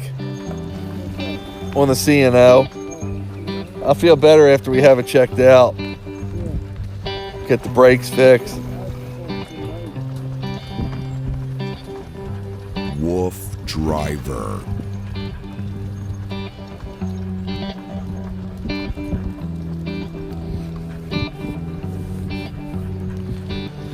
It's all good, buddy. How's Jimmy? You were in for it tonight, weren't you, bud? That's cool. Mile 12, Jim. Western Maryland Rail Trail. Those are old markers, actually. They're kind of like the C&O, if you the same material, same shape, different color. So what's that mean? We started at 28. Yeah, I got 15 and a quarter.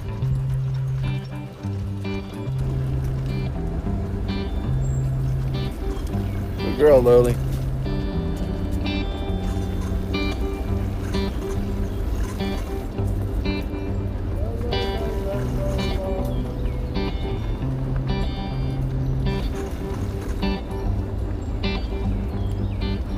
Mosquitoes getting you, Jimmy?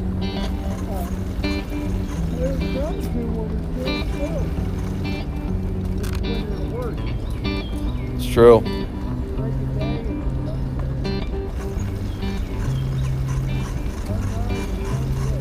Sunrise, sunset. Wolf Driver. Bike sound a little rough, isn't it?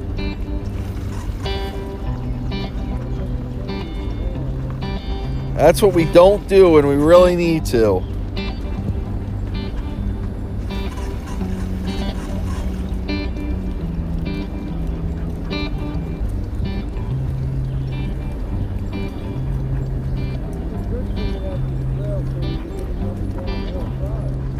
Yeah, that was a crapshoot tonight.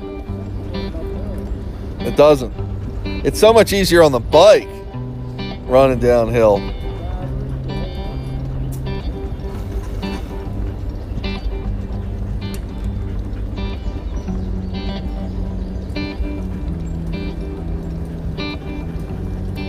Almost 16 and a half, bud.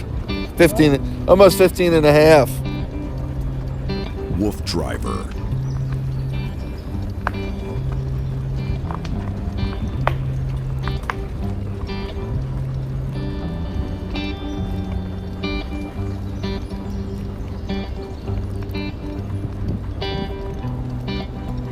Good boys and good girl.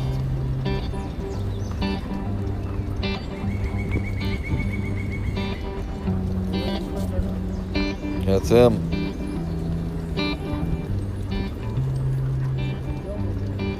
What's up? He thinks he's a toucan in the Amazon rainforest. Wolf Driver. We actually are approaching 15 and a half, so it might be a 16 miler. See, the truth of the matter is, if you take your time, you can run an easy 20 miles with these dogs. I mean, they're conditioned for it too, but of course in the warmer months, a little harder, but at night, on a night like we were at tonight, it's doable. Again, the naysayers will tell you, well, why are you doing that? You shouldn't run them so far. Wolf Driver. I only bring that up because they mean well, but it's still comical to me because they're so close-minded and really don't understand the anatomy of the husky.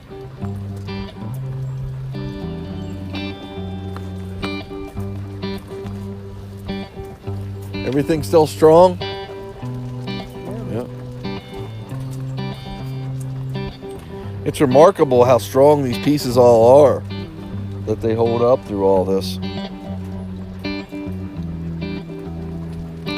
That was still quite a little ways there.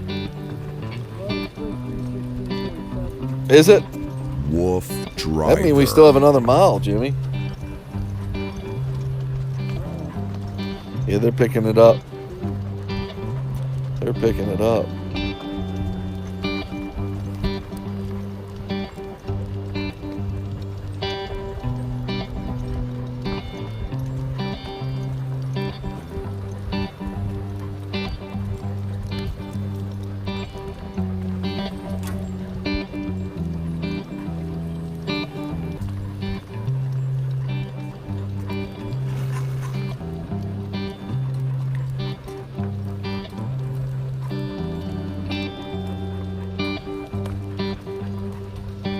Wolf Driver.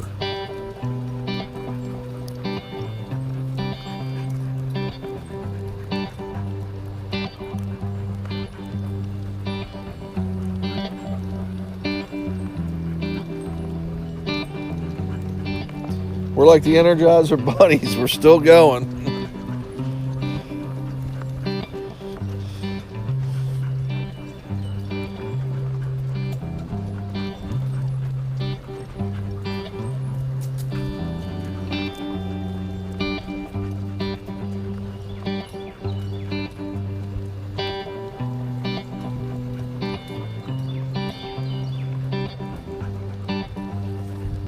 Wolf Driver.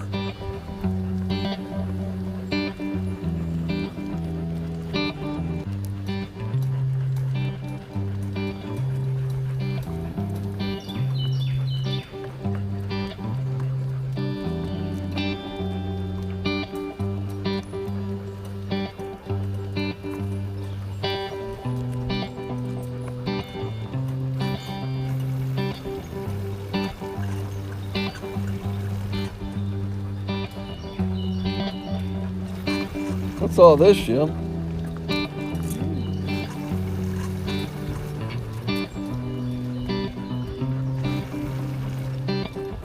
Wolf Driver.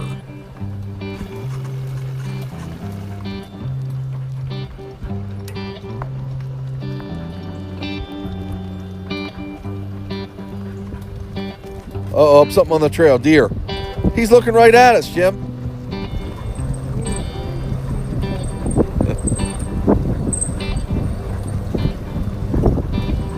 Look at Chase, man.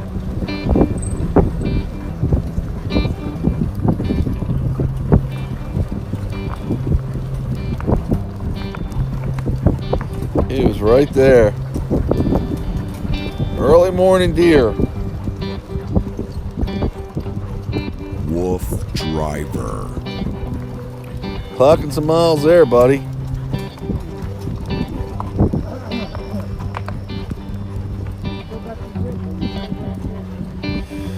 Yep. Getting ready to turn 16, Jim.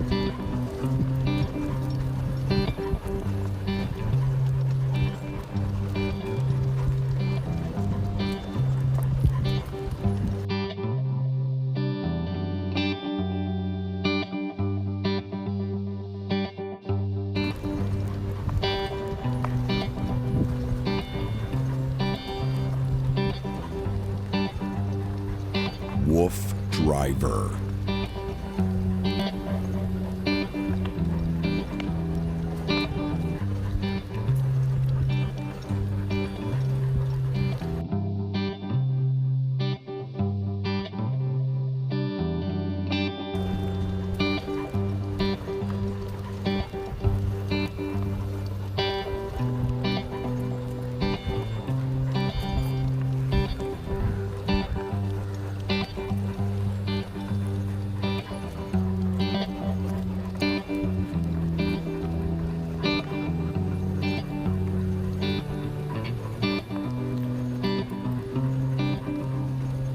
Wolf Driver.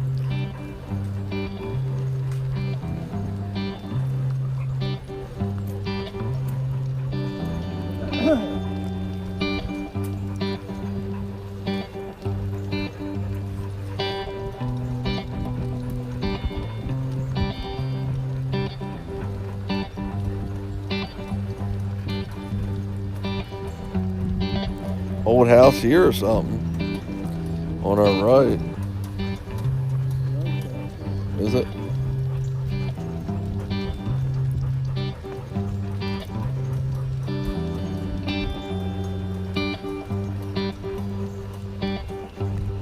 Wolf Driver.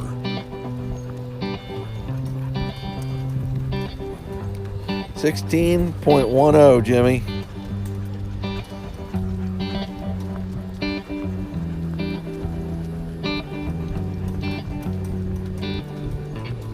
We're lucky it ain't raining. What's the forecast saying? Have you checked?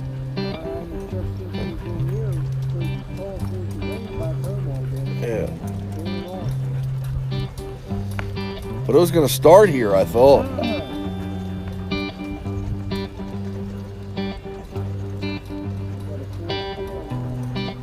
Yeah, man. Wolf Driver. Is it 7?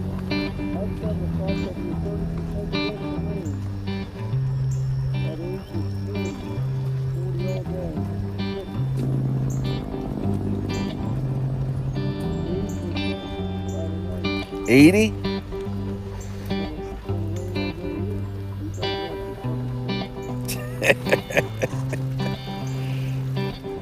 Well, 40% ain't that high. That's Owings Mills?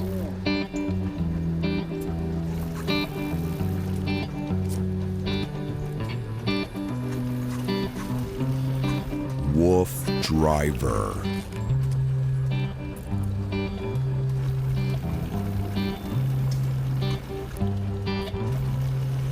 Did you see here? Yeah, it does. Oh.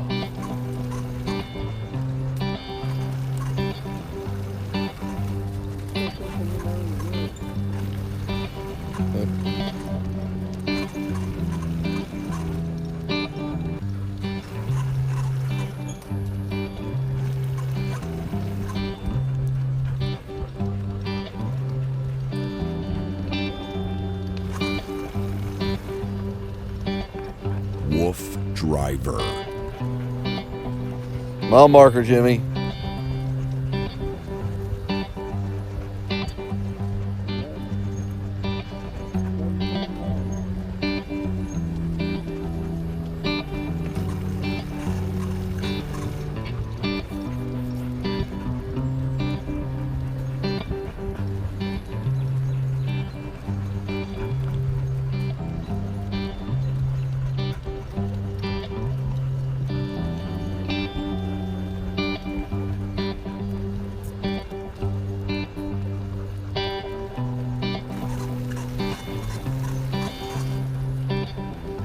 Wolf Driver. Bridge.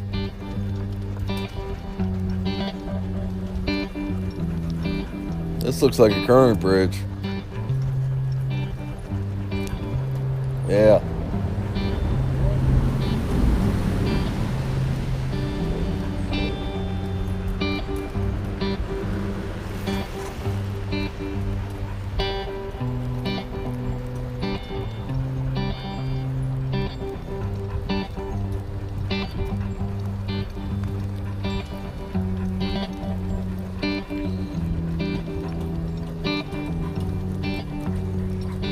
$16.5, Jim. No, 16.3. Sorry. Wolf Driver.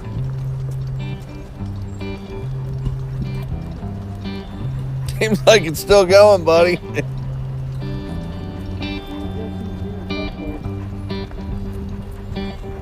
He had plenty of time, huh?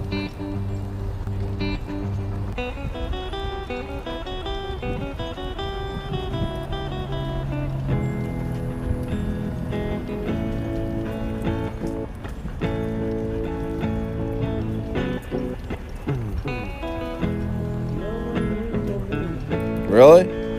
Oh, you can do another 10 miles.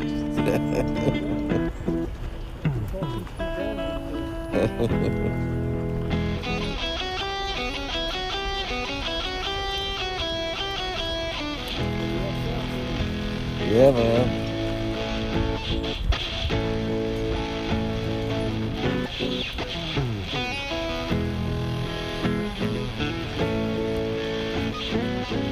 driver.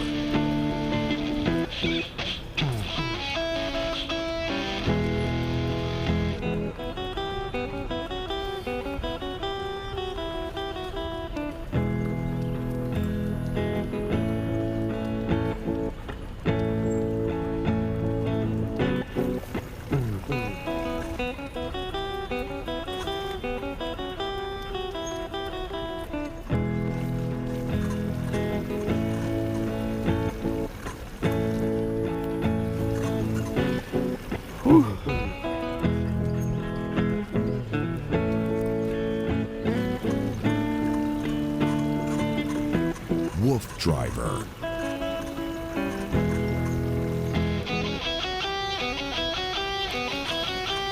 That's stairway, Jim.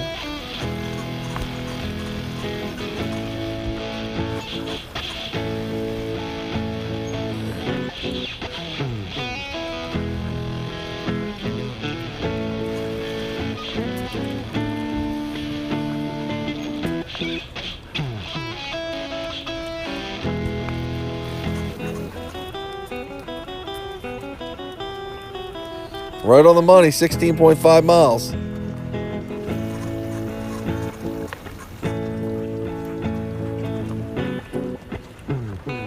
Wolf driver.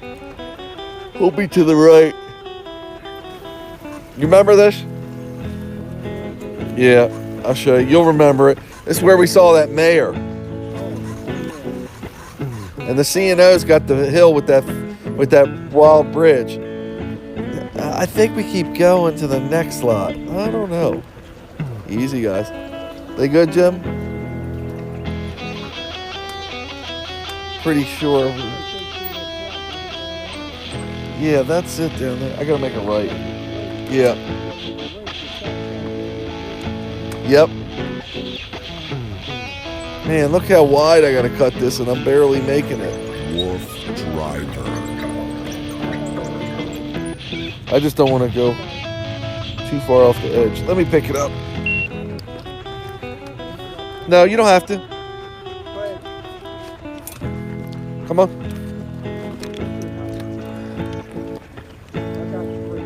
Let go. You can let go. Come on, guys. Yep. I don't know. Yep. No, I'm good. Is he? He's moving. No, you can let go, Jim. Driver. We're going that way. Thank you. Appreciate it. G? You good, Jim? G?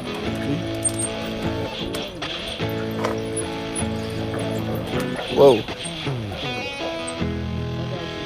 That looks cool. Yep, we're good. Okay, buddy. Whoa. Right then I hit the pothole. How's the dogs looking? Huh? Huh? Huh?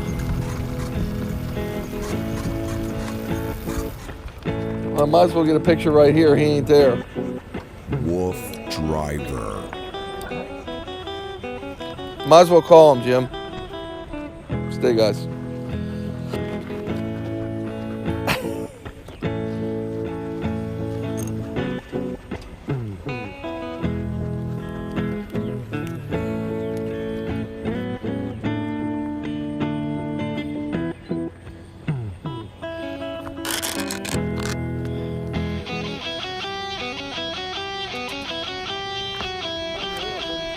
Okay, ready?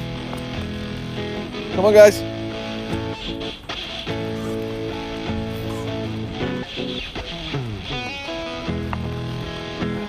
Jim, I'm gonna need you. Driver.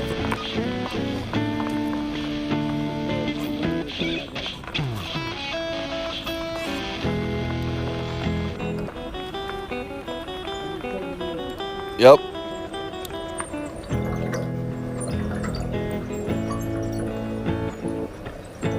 Come on, Zara.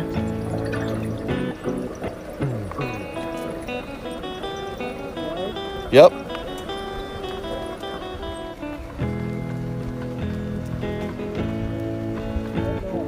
Good. I got it.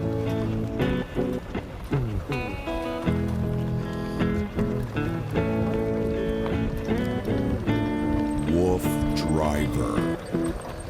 I guess we'll get the dogs up in there.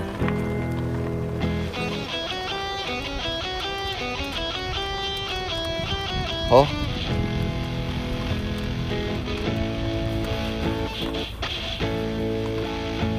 Give them water first, Jim. You know the routine.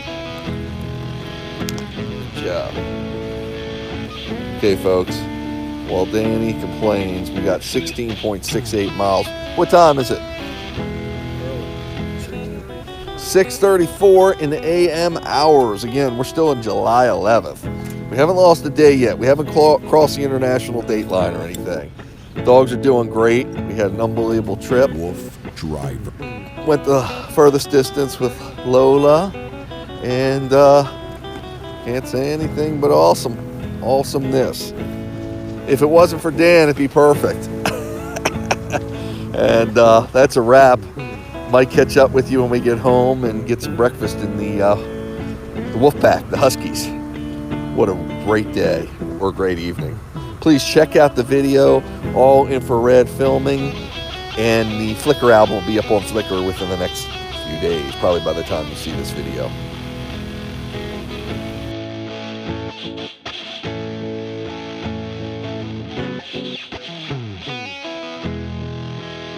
Wolf Driver. Okay, folks, taking off the Wolf Driver gear here so we can put the dogs away once they get watered. So they get watered here, and then we'll put water in their bowls, of course, in the dog limo. They have water bowls.